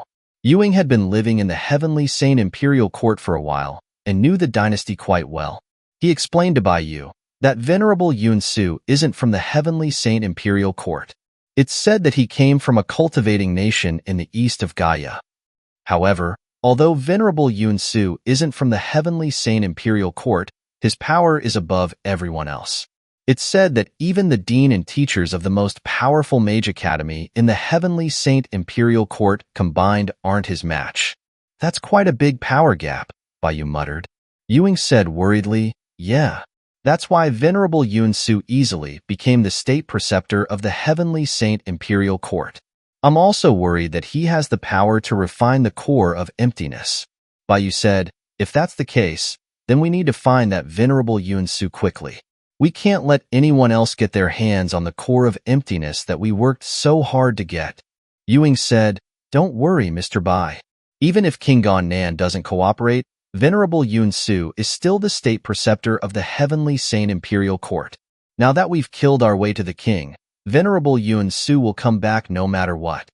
Even if that Venerable Yun Su has eaten the core of emptiness, I'll have to dig it out of his stomach." While Yu Ying was saying those harsh words, Gon Nan had reached his throne. He took out a transmission talisman from a hidden compartment on the armrest and used it to tell Venerable Yun Su to bring back the core of emptiness. At the same time, he subtly explained his current situation to Venerable Yun Su. Yu Ying ignored the small actions that Gon Nan made. All he needed was for Venerable Yun Su to return with the core of emptiness. To Yu Ying, even if Venerable Yun Su was the strongest in the Heavenly Saint Imperial Court, the upper limits of strength in Gaia were set in stone. Venerable Yun Su wouldn't be able to handle a single strike from Yu Ying. The only thing Yu Ying was worried about was that Venerable Yun Su would refine the core of emptiness, and that would be a troublesome thing. After sending the transmission to Venerable Yun Su, Gon Nan didn't dare to move. He looked at Yu Ying nervously, fearing that Yu Ying would slice his throat any second.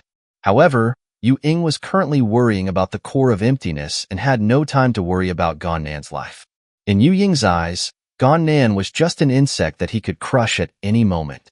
The core of emptiness, on the other hand, was an extremely important treasure for Bai Yu. If it was lost, he wouldn't have the face to see Bai Yu. After pondering over it, Yu Ying couldn't sit still. He said to Bai Yu, "Mr. Bai, I'm still worried. Please wait here for a moment. I'll go find Venerable Yun Su." "Do you know where he is?" Bai Yu asked, raising an eyebrow. Yu Ying replied, "I tracked Gon Nan's 1,000-mile transmission talisman and located the approximate position of Venerable Yun Su. Once I get there, I should be able to find him with my divine sense. If that's the case, then I'll leave it to you. Go ahead." Bai Yu nodded. "Yes." Receiving Bai Yu's approval, Yu Ying didn't stand around in the hall any longer. and left as a black mist. After Yuing left, Sugu asked Bai Yu again, "That guy is a Skywalker, right? The Oracle always wants to kill you. Is it really safe to keep him around?" Bai Yu laughed. "Yuing is just a small fry in the Skywalkers and has no power to threaten me. Besides, didn't you say that the Oracle's memory has been erased by good and evil? He doesn't know I've learned the great transformation of heaven and earth art yet. If he uses Yuing to deal with me, it'll be a good opportunity for me instead." Sugu said, "Since you know what you're doing, then I won't remind you anymore. But you should still keep an eye on that core of emptiness. It's a very rare treasure and is very useful to you. If it really gets refined by that venerable Yun Su, that would be a waste." "Yeah, I know." Bai Yu nodded slightly and was about to say something when a huge magic circle suddenly appeared outside the hall. A large number of mages teleported from it. Seeing the mages appear outside, Gon Nan in the hall was overjoyed and cried out, "You're finally here." Chapter 294, A Dark Sense of Humor. Bai Yu turned to look and saw an old mage with a powerful aura wearing a white robe, leading a large group of mages in purple robes, who also had powerful auras. These were all teachers from the Mage Academy of the Heavenly Saint Imperial Court, and some of its most outstanding students. These people represented the strongest force in the Heavenly Saint Imperial Court. Gon Nan, who had been terrified in the hall, became deliriously happy when he saw the reinforcements. He ran past Bai Yu like a madman and escaped to the group of mages. "Protect His Majesty." The Dean of the Mage Academy saw Gon Nan run out of the hall and shouted. The group of mages quickly surrounded Gon Nan, and one of the archmages immediately cast a defensive barrier around him, protecting him. Surrounded by a group of powerful mages, Gon Nan felt an unprecedented sense of security. He became bolder and looked back into the hall, his eyes fixed on Bai Yu. Seeing Bai Yu, Gon Nan's face twisted into a gruesome expression of anger.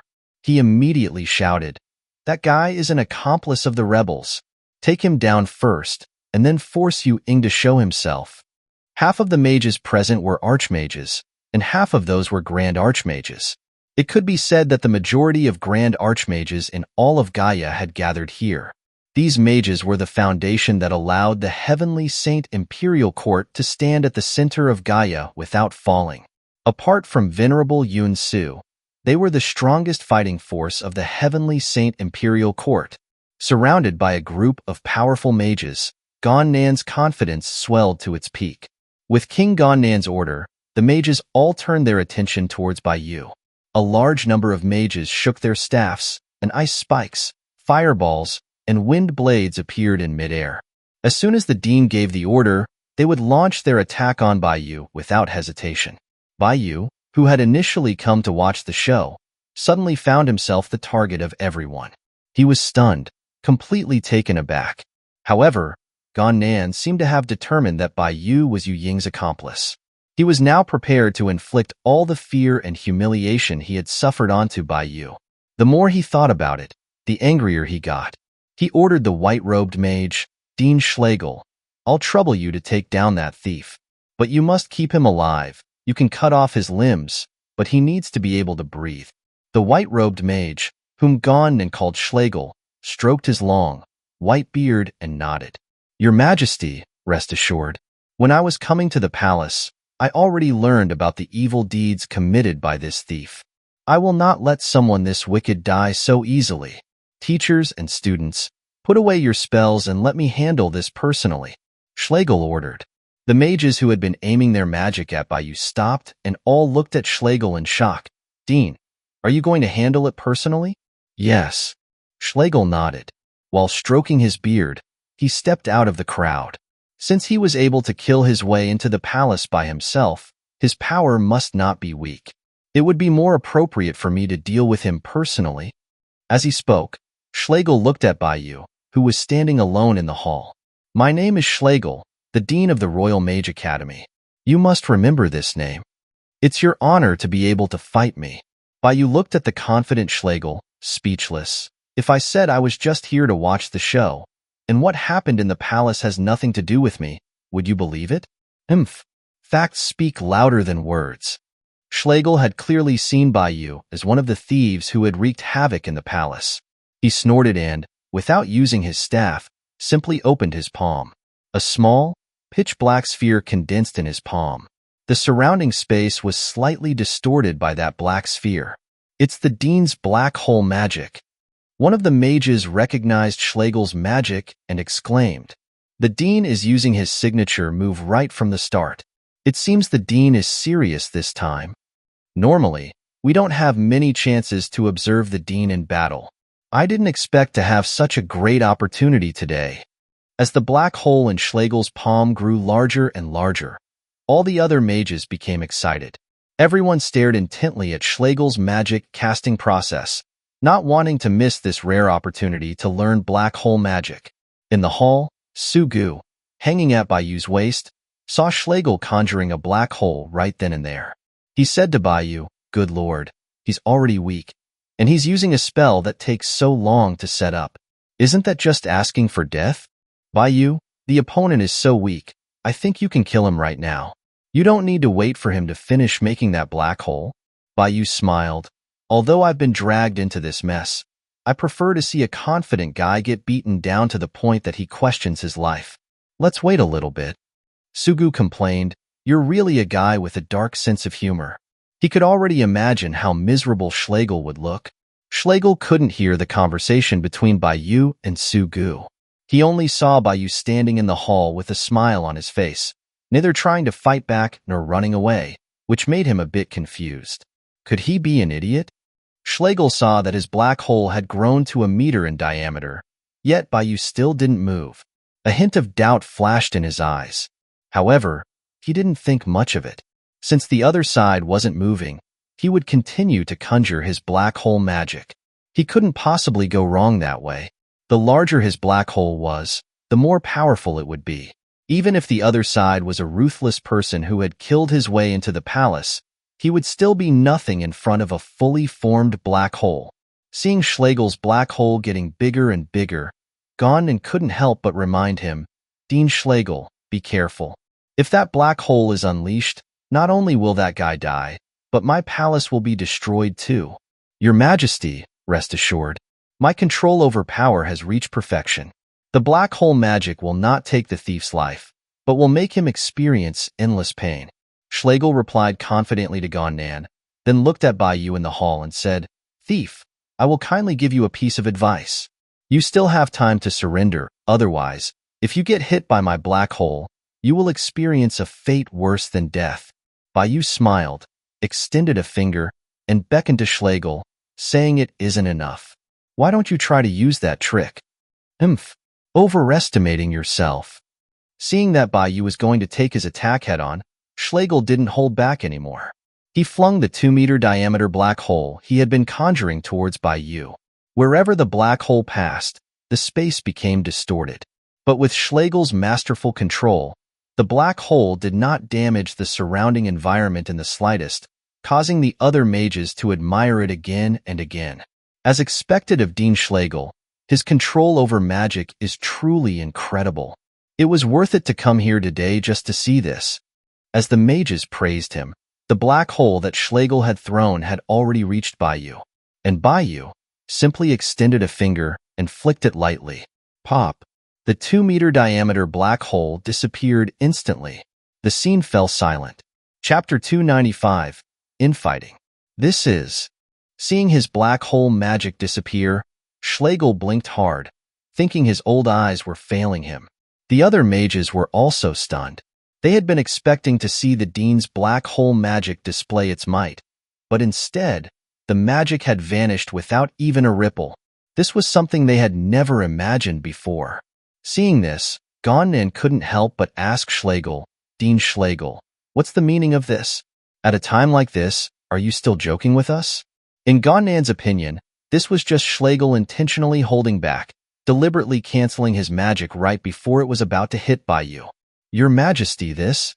Schlegel didn't know what to say. As the head of the academy with so many eyes watching him, he couldn't admit that Bayu had deflected his black hole magic with a single finger. All he could say was, "I understand. I'll be serious from now on." "I'm relieved to hear that," Gondan smiled at Schlegel. "Don't worry.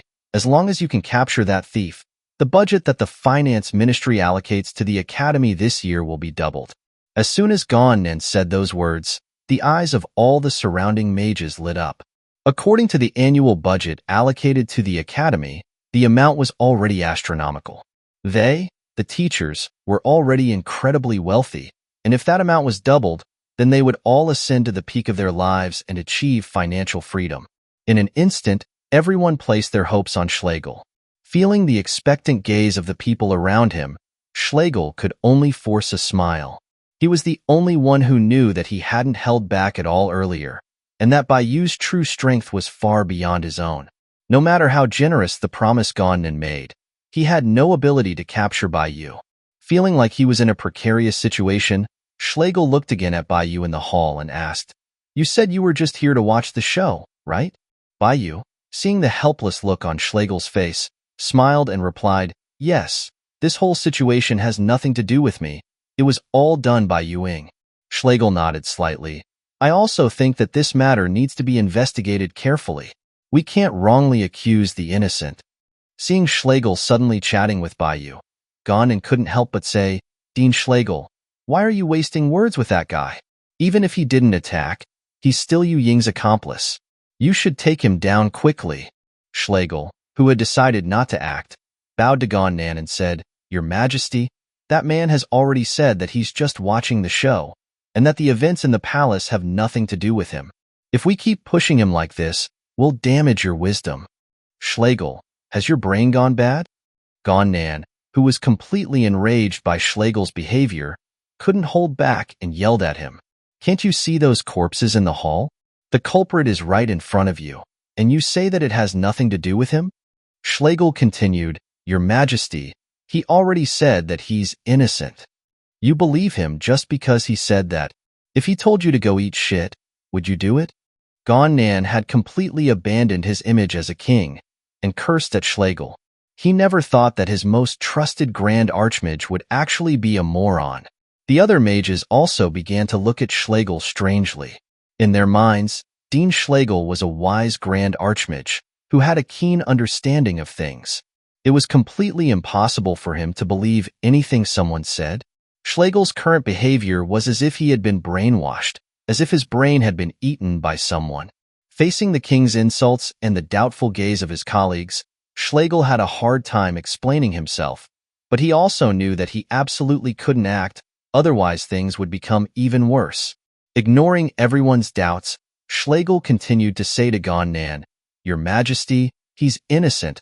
I guarantee it with my personality and life. You want to anger me to death." Gonnan's lungs were about to explode from anger. He raised his foot to kick Schlegel, but when he remembered that Schlegel was the most powerful Grand Archmage in the Heavenly Saint Imperial Court, he rationally retracted his foot. He ordered the other mages, "All of you listen up. I don't care who it is. As long as you can capture that thief, I can grant any wish of yours. You can pick anything you want from the national treasury." As soon as Gonnan said these words, all the mages in the room began to breathe heavily. The way they were looking at Bayu was as if they were looking at a moving gold mine. What did it mean to be able to pick anything they wanted from the national treasury? As the strongest dynasty in Gaia, the Heavenly Saint Imperial Court held no less than 10 artifacts in its national treasury, each of which had the power to destroy the world. Just taking one random artifact would instantly allow the weakest mage to become a Grand Archmage. However, Schlegel's expression changed drastically when he heard Gonnan's words. He hurriedly shouted, "No!" But it was too late. After Gonnan gave the order, more than half of the mages activated their magic, preparing to attack Bayu and claim the kill. Seeing the sky full of fireballs, ice spikes, and wind blades, Schlegel panicked. He immediately condensed a black hole in his palm and threw it into the sky. Buzz! The black hole instantly grew, sucking all the mage's magic into it. Schlegel! Gonnan had completely lost it. Pointing at Schlegel, he cursed, "What do you mean, you fool? Are you trying to betray your country?" Schlegel couldn't hold back any longer. He slapped Gonnan hard and cursed, "I was saving your dog life, you fool. Do you understand? Sch Schlegel?" Gonnan was stunned by Schlegel's slap. He looked blankly at Schlegel, not reacting for a moment. The other mages were also stunned.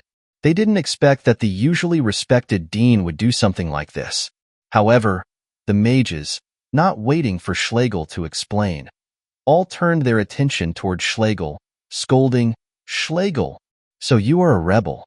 Your Majesty usually treasures you so much, and yet you dare to rebel. Did your conscience go to the dogs?" Seeing that the mages had turned their attention to him, Schlegel's accumulated frustration and anger exploded. He condensed a black hole in each palm and yelled at everyone, "I can't stand you fools anymore. Come at me all at once if you have the guts." Boom. The black hole magic instantly revealed its true might. Half of the mages in the room had their magic drained away by Schlegel in an instant, turning them into cripples. In the hall, Sugu, who was hanging at Bayu's waist, watched the scene with great interest. He couldn't help but ask Bayu, "How did you do it? You actually staged such a good show. It's unbelievable." Bayu smiled slightly. "The strong bully the weak. That's just human nature, isn't it?" Chapter 296, Black Hole Magic. After being slapped by Schlegel, Gon Nan had completely labeled Schlegel as a rebel. He immediately yelled at the other mages, "Whoever can capture the traitor Schlegel, I'll reward you handsomely. You can pick 3 random artifacts from the national treasury." Schlegel had decided to go all the way. He wasn't afraid of the mages' encirclement and roared, "A group of ingrates. I was saving you, but you don't appreciate it. Instead, you want to bite back. If that's the case, then I won't hold back anymore." As the strongest Grand Archmage in the Heavenly Saint Imperial Court, Schlegel had a certain confidence in his strength. Although he was afraid of Bayu, it didn't mean he was afraid of the teachers and students of the Mage Academy. As the dean of the academy, he knew the strengths of the teachers and students very well.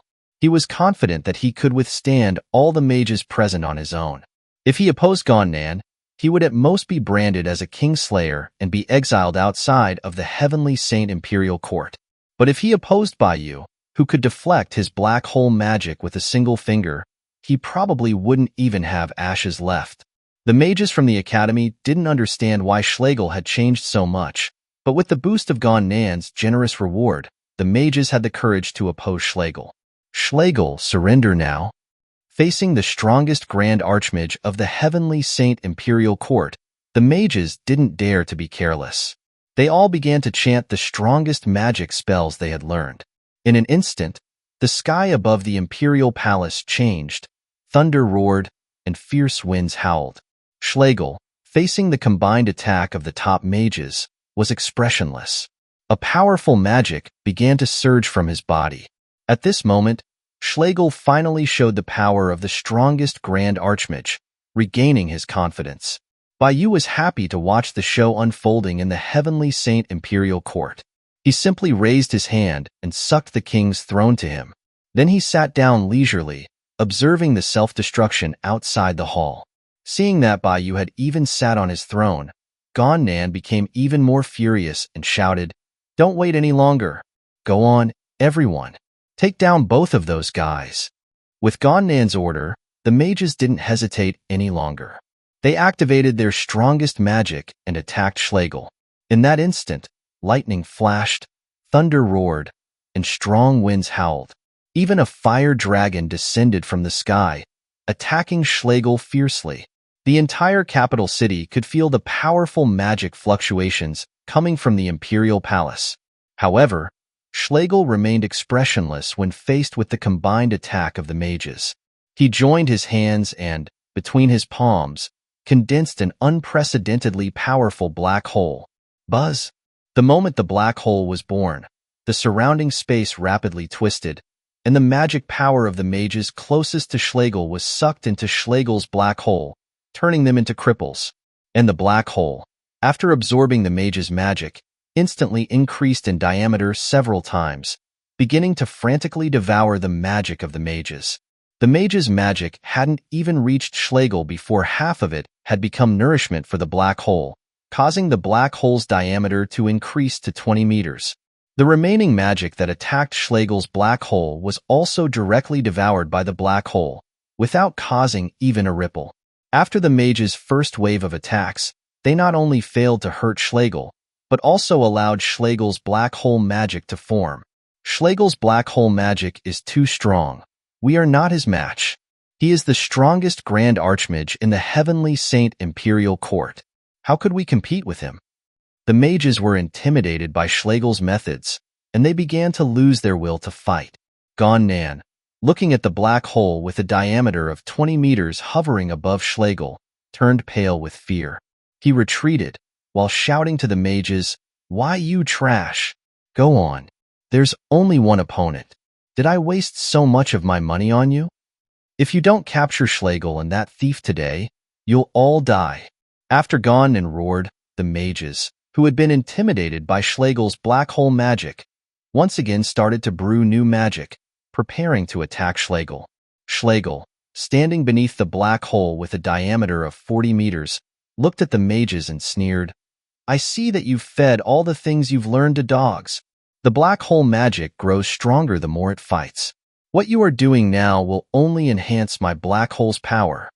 As soon as Schlegel finished speaking, he once again activated the black hole he had conjured and began to devour the magic of the mages present.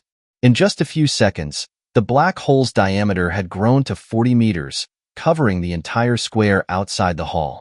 At that time, except for a few archmages, the magic power of the mages present had been completely drained by the black hole. They collapsed to the ground. Seeing this, Gon Nan retreated again and again in shock, exclaiming, "Schlegel, have I treated you unfairly? Why do you betray me?"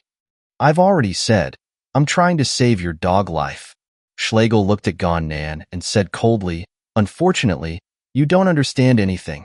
If you want to die, don't drag me with you." "Why you?" Gon Nan's body trembled with anger at Schlegel's words. But the mages present had been basically wiped out by Schlegel alone. The few who could still barely fight were not a match for Schlegel at all. In an instant, Gon Nan was once again alone and helpless. He didn't dare say any more harsh words to Schlegel. However, just as Gon Nan was falling into despair, a huge sword of light fell from the sky, accurately piercing through Schlegel's black hole. Bang! Schlegel's black hole exploded instantly.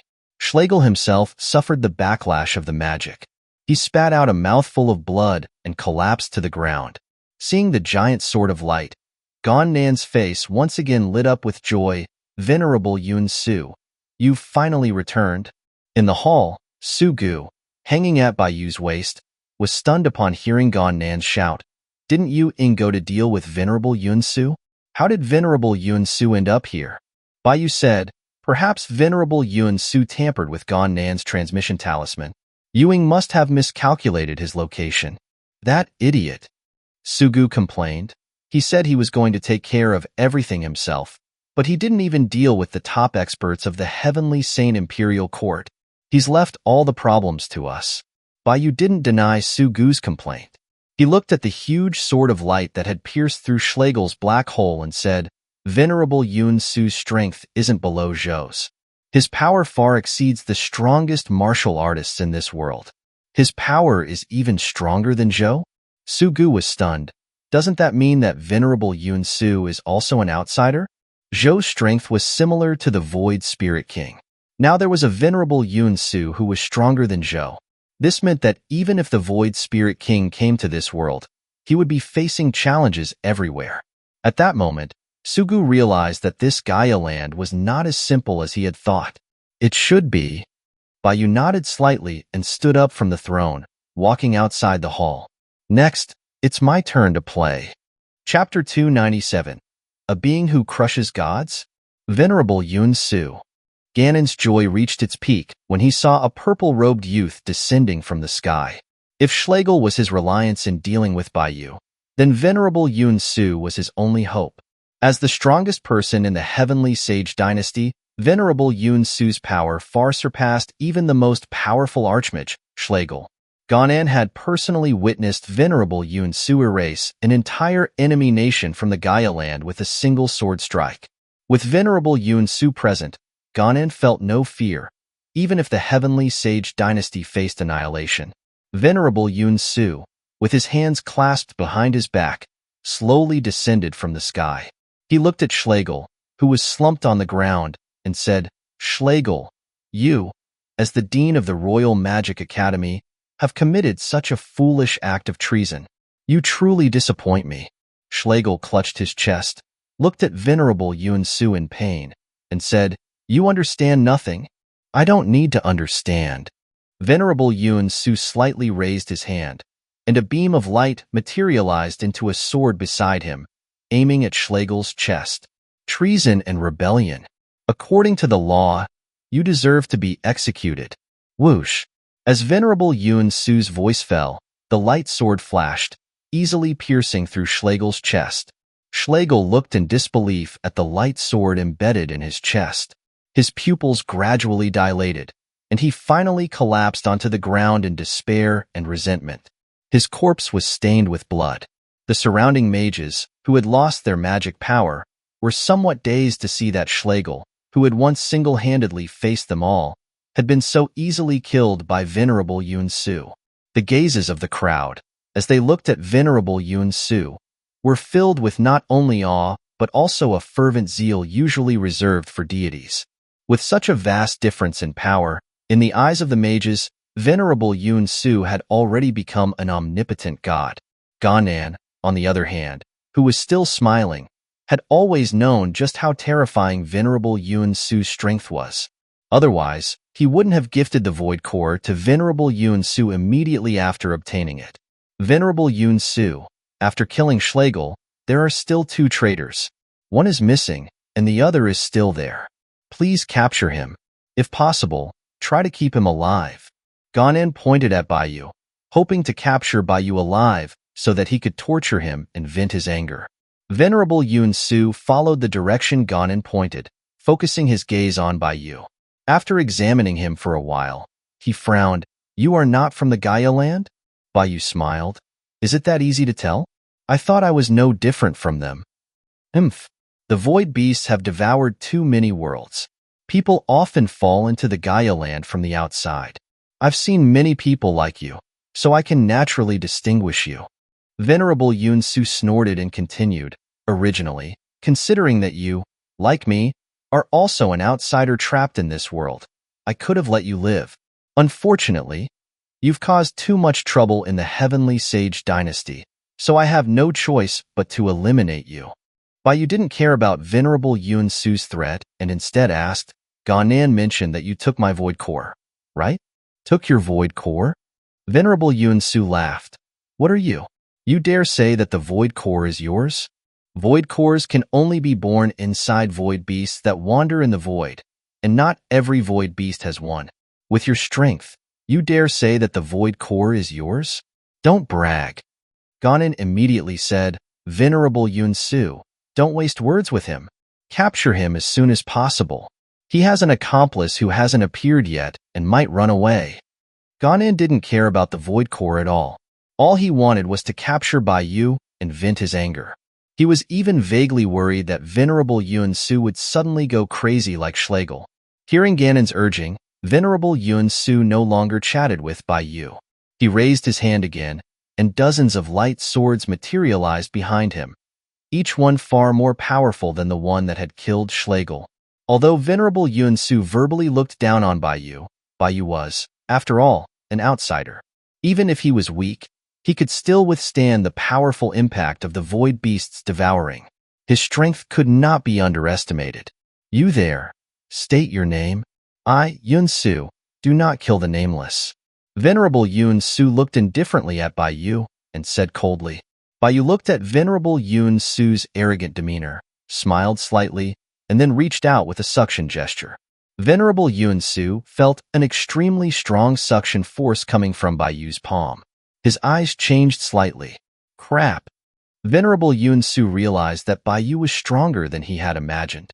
He immediately activated his spiritual power, trying to resist Baiyu's suction, but it was too late.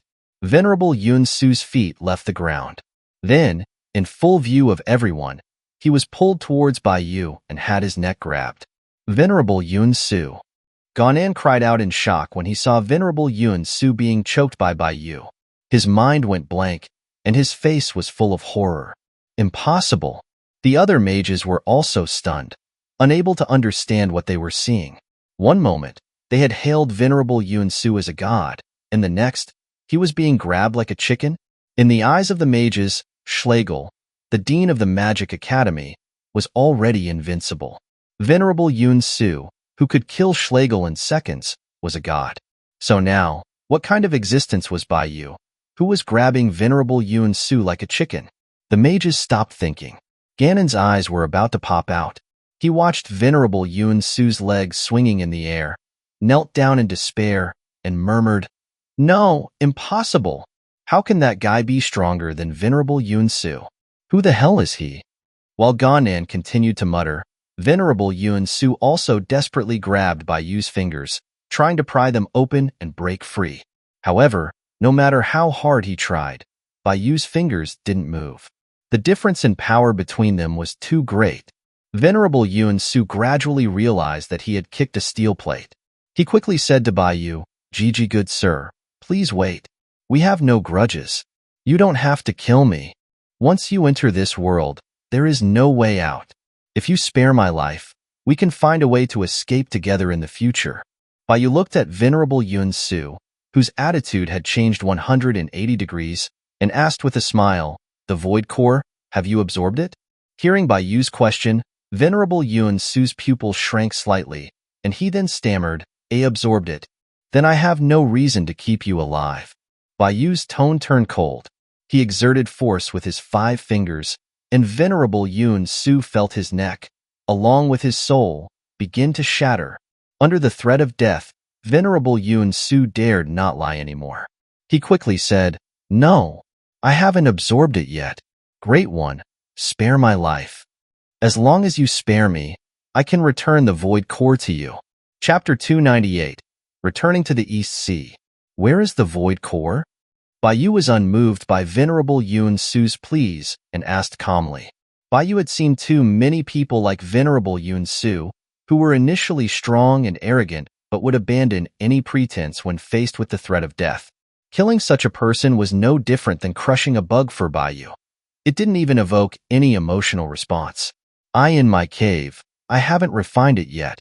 I can give it to you," Venerable Yuan-Su said in a panic, unable to hide the fear in his eyes. Void Ancient couldn't help but suggest to Bai Yu, let's spare him for now and get the Void Core first. His life is not worth 1/10,000th of the Void Core. Bai Yu also agreed with Void Ancient's suggestion and released Venerable Yuan-Su, saying, "Take me there now." Yes, I'll take you there now." Venerable Yuan-Su nodded repeatedly, not daring to delay, and immediately soared into the air and flew away. Void Ancient looked at Venerable Yuan-Su's retreating back and then at Ganan, who was still stunned with fear, and asked Bai Yu, "Should we get rid of that king? He was jumping around earlier. I am a little annoyed with him. He is Yu Ying's enemy. Let Yu Ying come back and deal with him. He won't be able to run away." Bai Yu didn't care about Ganan at all, and also soared into the air, chasing after Venerable Yuan-Su. Ganan saw Bai Yu leave. His legs went weak, and he collapsed to the ground, letting out a long sigh of relief. Finally, he's gone.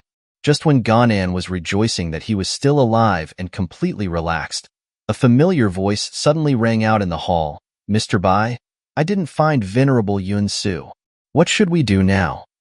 Ganan saw the black mist appear in the hall, and his face turned pale again. "It's over." On the other side, Venerable Yuan-Su led Bai Yu all the way east, flying millions of miles until they were about to reach the east coast. "Are you playing me?" Bai Yu, who was following behind Venerable Yuan-Su, saw the ocean in the distance and asked, "You are the national teacher of the Heavenly Sage Dynasty, yet your cultivation cave is so far away from the Heavenly Sage Dynasty?" Venerable Yuan-Su trembled when he heard Bai Yu's question and quickly explained, Great sir, you don't know, but deep in the East Sea, there is a blessed land left behind by a senior. That blessed land is connected to the Void Beast's Chi Sea. It is the most spiritually rich place in this world. In that case, why did you go to the Heavenly Sage Dynasty to become a national teacher? Bai Yu asked again, wouldn't it be better for you to just cultivate in that blessed land? Venerable Yuan-Su said, the Heavenly Sage Dynasty is the strongest dynasty in the Gaia land. It is the only country in this world that might be able to fight against the Church of Light. I want to use the Heavenly Sage Dynasty to deal with the Church of Light. Baiyu asked again, why do you need to use the Heavenly Sage Dynasty? With your strength, it wouldn't be difficult to destroy a church, would it? Venerable Yun Su explained, I have been trapped in this world for 3 million years and have been trying to find a way to escape. The main god worshipped by the Church of Light is Gaia, which is also the name of the void beast that swallowed us. According to my investigation, the Church of Light has the ability to communicate directly with the void beast. They might have a way to leave this world. However, if I personally take action against the Church of Light, I might alarm the void beast. I'm inside its stomach. If it wants to kill me, I will not survive. Therefore, I want to use the local forces of this world to deal with the Church of Light while I hide behind the scenes and use the power of the Heavenly Sage Dynasty to slowly search for a way to leave this world. In fact, there were many loopholes in Venerable Yun Su's words, and Baiyu knew immediately that he was lying. However, after cultivating the great transformation of Heaven's secret art, Baiyu already had the ability to forcibly leave this world, and he didn't really care about the secrets of the Church of Light. As for what Venerable Yun Su was planning in his heart, that didn't matter either. As long as Baiyu retrieved the Void Core, there was no need for Venerable Yun Su to continue living. Baiyu didn't expose Venerable Yun Su's lie. After a brief conversation with Venerable Yun Su, he became quiet and followed closely behind him. Venerable Yun Su, under immense pressure, flew towards the East Sea and stopped not far from the Whale God Island. Here, Baiyu saw Whale God Island in the distance and did not expect that he would return here. Venerable Yun Su didn't know that Baiyu had been here before. He activated his spiritual power and formed a huge whirlpool in the sea, revealing the seabed. Baiyu could see a palace built with coral through the whirlpool. However, Baiyu could sense an unusual aura from the surroundings of that palace. It seemed that a killing array was hidden under that palace. Void Ancient also noticed that something was wrong with the coral palace and said to Baiyu, Baiyu, that guy is not being honest. Could it be that he's trying to trick us into a killing array to kill us? Baiyu said, Venerable Yun Su is unwilling to hand over the Void Core. It's understandable for him to set up a killing array. I sense the aura of the Void Core inside the Coral Palace. No matter what the killing array is like, it won't be a wasted trip. Void Ancient said, Indeed, with your current strength, you don't need to fear that killing array. Just go and get the Void Core.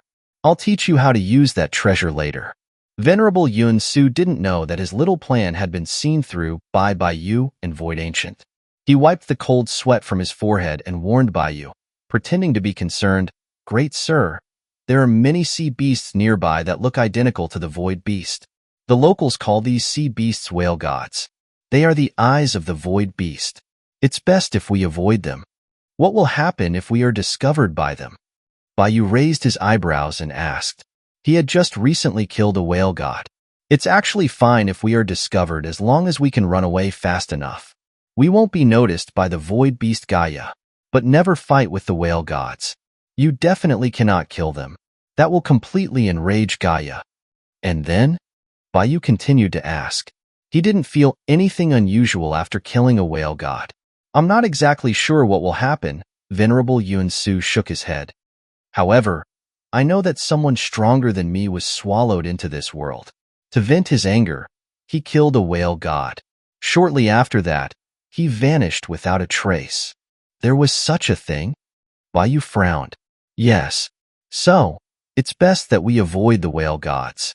After Venerable Yun Su finished speaking, he felt the timing was right. He said to Baiyu, Great sir, shall we go get the Void Core now? Baiyu, who was lost in thought, came back to his senses. He looked deeply at Venerable Yun Su, and then said, Okay. Chapter 299, A Pathetic Ancient Killing Array. After agreeing with Venerable Yun Su, Baiyu said, Lead the way. You better not try anything funny. Don't worry, great sir. How would I dare? Please follow me. Venerable Yun Su smiled and rubbed his hands together, immediately turning around and flying towards the Coral Palace below. In the instant that Venerable Yun Su turned around, the killing intent in his eyes could no longer be concealed. Looking at Venerable Yun Su's back, Void Ancient chuckled. This guy has got to have a good acting career. If our cultivation wasn't a little higher, we might not have seen through the killing array in the Coral Palace and fallen right into his trap. Baiyu didn't comment on Venerable Yun Su's acting skills. He just followed behind Venerable Yun Su and entered the Coral Palace. Although the Coral Palace was located at the bottom of the sea, it was a different world inside. Everything was dry and refreshing, without a single drop of seawater. In the center of the Coral Palace, there was a pool of pale green spiritual spring. The spiritual energy within was even more concentrated than the hot spring in the north. I have to say, this is a good place. Baiyu scanned the surrounding environment and judged. The concentration of spiritual energy here was sufficient to meet Baiyu's cultivation needs. Great sir, I didn't deceive you, right? This is truly a blessed land. Venerable Yun Su stood behind Baiyu, smiled humbly, and hid his murderous intent. Where is the void core? Baiyu asked. It's in that spiritual spring. Venerable Yun Su pointed to the spiritual spring in the Coral Palace. I'll retrieve the void core for you right now. With that, Venerable Yun Su ran to the spiritual spring and infused his spiritual power into it, triggering the void core hidden within. After Venerable Yun Su continuously poured spiritual power into the spiritual spring, the originally calm spring suddenly began to boil, and a large amount of spiritual power burst out, filling the Coral Palace. At this moment, a fierce light flashed in Venerable Yun Su's eyes, and he suddenly jumped into the spiritual spring and disappeared. Boom! The instant Venerable Yun Su jumped into the spiritual spring, the entire Coral Palace began to shake violently. Then, huge barriers rose from around the Coral Palace, engulfing Baiyu. Haha, fool, you fell for my trap? Venerable Yun Su's voice echoed in the Coral Palace. At this moment, he had completely revealed his true colors, mocking Baiyu unscrupulously. The void core is an unparalleled treasure, hard to come by in billions of years. Do you really think I'd just give such a treasure to you? Let me tell you, this Coral Palace is hiding an ancient killing array, left behind by a senior who escaped this world. The killing array's power is terrifying. Even I would be annihilated in an instant within it. You fool, just repent in this ancient killing array. As for that void core, come back and get it in your next life. After activating the killing array, Venerable Yun Su felt that victory was within his grasp and stopped pretending. Baiyu stood in the Coral Palace, expressionlessly watching the surrounding killing array rise. He felt no change in his emotions. Venerable Yun Su thought that Baiyu was shocked into a stupor and laughed loudly. Ha ha ha! You fool. So what if you're strong? In this dark jungle of deceit and scheming, only those who use their brains can live long enough. If you kneel down right now and beg for mercy, I can try to make your death less painful, okay? Ha ha ha. Listening to Venerable Yun Su's laughter, Void Ancient was displeased. What an ugly look of a petty person getting his way. This Venerable Yun Su has cultivated for so long, and his strength isn't weak. But how could he be like this? I really want to crush his head. Baiyu didn't comment on Venerable Yun Su's actions. He walked straight to the spiritual spring, looked at the spring that was constantly erupting with powerful spiritual power, and extended his hand, black energy surging from his palm. You can't possibly still want to struggle, right? Venerable Yun Su, from outside the killing array, saw Baiyu's actions and couldn't help but laugh. It's useless. The killing array has already been activated. No matter what you do, you can't possibly. Venerable Yun Su hadn't finished speaking when he saw the black energy from Baiyu's palm merging into the spiritual spring, calming the boiling spring. The ancient killing array, which had already been activated, was gradually being corroded by a large amount of black energy, and cracks appeared on its surface. Venerable Yun Su, who was outside the ancient killing array, was dumbfounded. He looked at the continuously shattering ancient killing array with an unbelievable expression, his mind completely blank. I am possible. Venerable. Yun Su muttered, his eyes filled with fear, and his body began to tremble violently. A huge sense of fear began to consume his reason. Crack. Suddenly, the sound of glass shattering came from the ancient killing array. The spiritual energy in the coral palace spread outwards, impacting Venerable Yun Su. Venerable Yun Su was sent flying by the powerful spiritual power, rolling several times in the sea, still unable to stabilize himself. Crap. That's bad. Venerable Yun Su, seeing that Bai Yu had broken the ancient killing array effortlessly, also realized that he had done something incredibly stupid. He didn't dare to think too much and fled into the deep sea like a madman. No matter who it is, void beast or ancient ghost, as long as you can save my life, I'm willing to offer my soul. Venerable Yun Su understood that his conflict with Bai Yu was irreconcilable. He now only hoped that some powerful existence could miraculously appear and save his life. However, Venerable Yun Su's expectations were doomed to be a pipe dream. He hadn't escaped far when an unimaginable, terrifying suction force came from the Coral Palace. Venerable Yun Su was unable to resist that power at all. His entire body began to be pulled back into the Coral Palace bit by bit. And no, please don't. Venerable Yun Su struggled with all his might, his face distorted with fear. He tried his best, but he could only watch himself being dragged back into the Coral Palace bit by bit. Venerable Yun Su was like a drowning man slowly falling into the abyss of despair. Bai Yu pulled Venerable Yun Su back into the Coral Palace, summoned the measuring ruler to suppress him, and then turned his gaze to the spiritual spring. Venerable Yun Su was completely unable to move under the pressure of the measuring ruler, and immediately begged Bai Yu for mercy. Great sir, I was wrong. I won't dare again. I can give you the void core. I won't try anything else. Please spare my life. Venerable Yun Su was begging frantically, but Bai Yu ignored him. He stretched his hand out above the spiritual spring and sucked.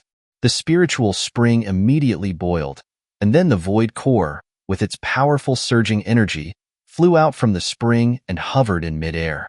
Venerable Yun Su's face turned ashen when he saw the void core floating in midair, and the light in his eyes faded. For Venerable Yun Su, the void core was his last hope of survival. But now, Bai Yu had easily seen through his disguise and retrieved the void core from the spiritual spring, which meant that his last lifeline had been cut off. Everything was over. Chapter 300, Top-Tier Void Core.